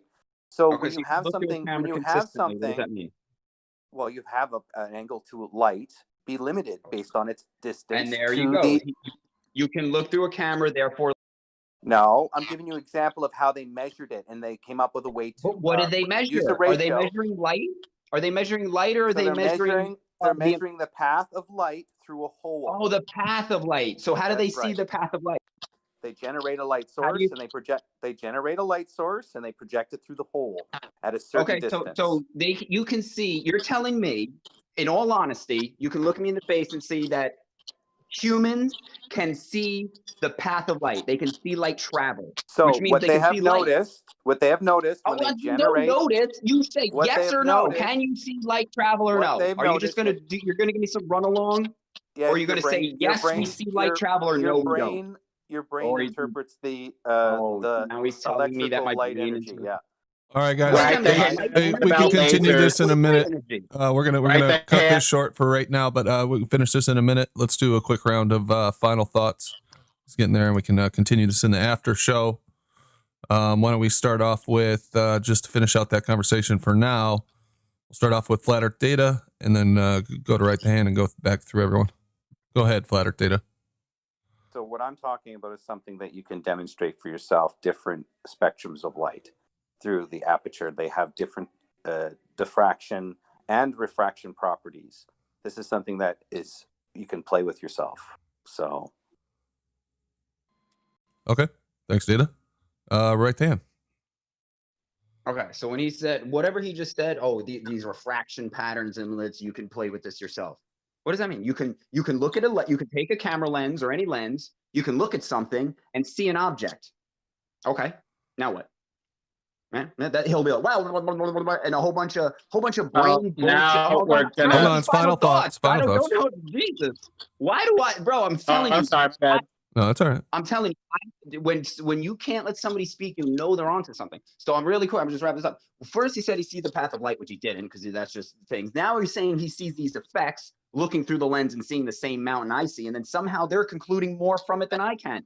I'm using the same exact argument against Data and his accusations that I use against the baller. We see half a boat. How do you know it's from the bent path of light and the curve of the earth? It's the same exact argument, asserting what you believe based on what we both see. The thing is, I can demonstrate with my. Hold on, guys. It's final thoughts, Data. Data, you guys can continue this after. No. You can continue this afterwards. Let's just go through the final thoughts real quick. All right. LEB. Ambiguous truth. I just joined recently. I don't really have much to say, but appreciate it. All right, cool, man. Brian Leakey. Yeah, man. I mean, look, right. I agree with what you're saying as far as light goes, but like when Jimbo and them, and when they don't bring up photons and shit like that, we're just speaking it how they understand it. You know, if they don't say photons and bouncing balls and shit, dude, I don't think you got to pin them down on that, because I think they're making a whole different point. But I don't think anybody disagrees with your point that nobody knows exactly what light is and shit. And I'll agree with that. So I just want to clarify that. That's it. All right, thanks, Brian. Travis. Yeah. Is my mic on? Yeah. Okay. Yeah, it's unfortunate. I think that Jose and I could have had a healthy conversation. The only thing that I want to try to reiterate is if you are out there and you're listening to a discussion on the horizon and making observations, listen to what the claim is in terms of why can we not see the water extend into the distance? Why does the water have a limit? It's my position that it's always due to refraction, unless, of course, we're looking over the land and it's going to be the higher ground that's always the limit. But on the water ends at a certain point. I'll take a kick to the shin with pointy boots that 100% of the time it is always due to refraction. The baller wants to have both. He wants to say it's the curve of the earth sometimes and it's refraction sometimes. Okay, all you got to do is start to peel back the onion and ask, how do you know when it is one and when it is the other? And then just keep pressing them to prove their claim. Thanks, Brandon. Thanks, Travis. Global virus foe. Yeah, I think it was a really good show again. Like, this one was excellent. And we had really productive conversations the whole time. So I appreciate being able to be here. And Bill Gates is a piece of shit. All right, cool, man. Thank you. Thanks for being here. I Rockwell. Jimbo. Kind of nice to have a final thought every day, because these conversations, like on the light, I really can't get involved in them. There's no way to step in on them and, get a word in or whatever. So I'll be back tomorrow and it'll go the same way, and I'll be invited to my final thought, and I'll say the same thing on Wednesday. Just remember today's final thought, because it'll be the same tomorrow. And same people have the same input and get their final thought. Enjoy. Thank you, Jimbo. Matrix I'm Media. sorry, Jimbo. That was funny.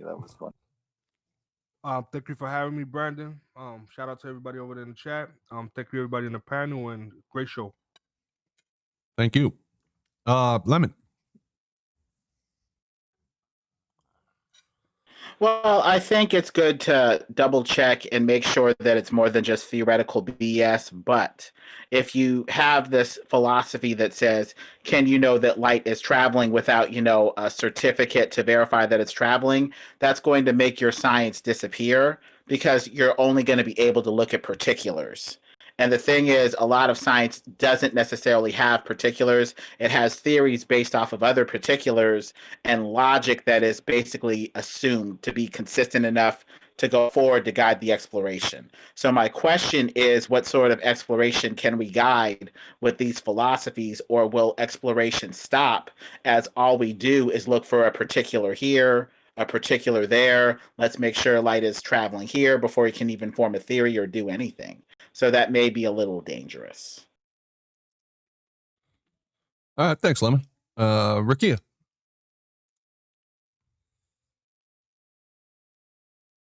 I stepped away. Rob Keane. SE Montreal. Oh, there's Rob. Hey, whoa. So I just want to say we definitely get some characters on this show. I'm glad to be here. Hell yeah. Thanks, Rob. SE. Yes, sir. Another good show. Thank you, Brandon. Thank you, Ranty. Glad to see that Ranty's doing good. And good night, everybody. I'm looking forward to the after show. Yes. And speaking of the after show, I will be recording the after show, just so you guys know. I'll be back in a couple minutes to record. Thanks to all the panel. Particularly Travis. Thanks to Smurfer Girl. Thanks to, I can't remember his name, the other footage that we looked at. Appreciate it. And I will talk to you guys in a minute. All right. Thanks, everybody. Appreciate the chat. Good stuff. Good back and forth out there. Seems like there's a pretty even mix of ballers and flat earthers, which makes it fun, I guess. We'll be back tomorrow night, 5:05 Eastern Standard Time. And I'll be posting the after show, as long as it doesn't just get too crazy. Maybe if it does get too crazy, I should post it anyway. I don't know. On my channel, Brandon Toy on YouTube. So look for that there. And we will see you tomorrow night.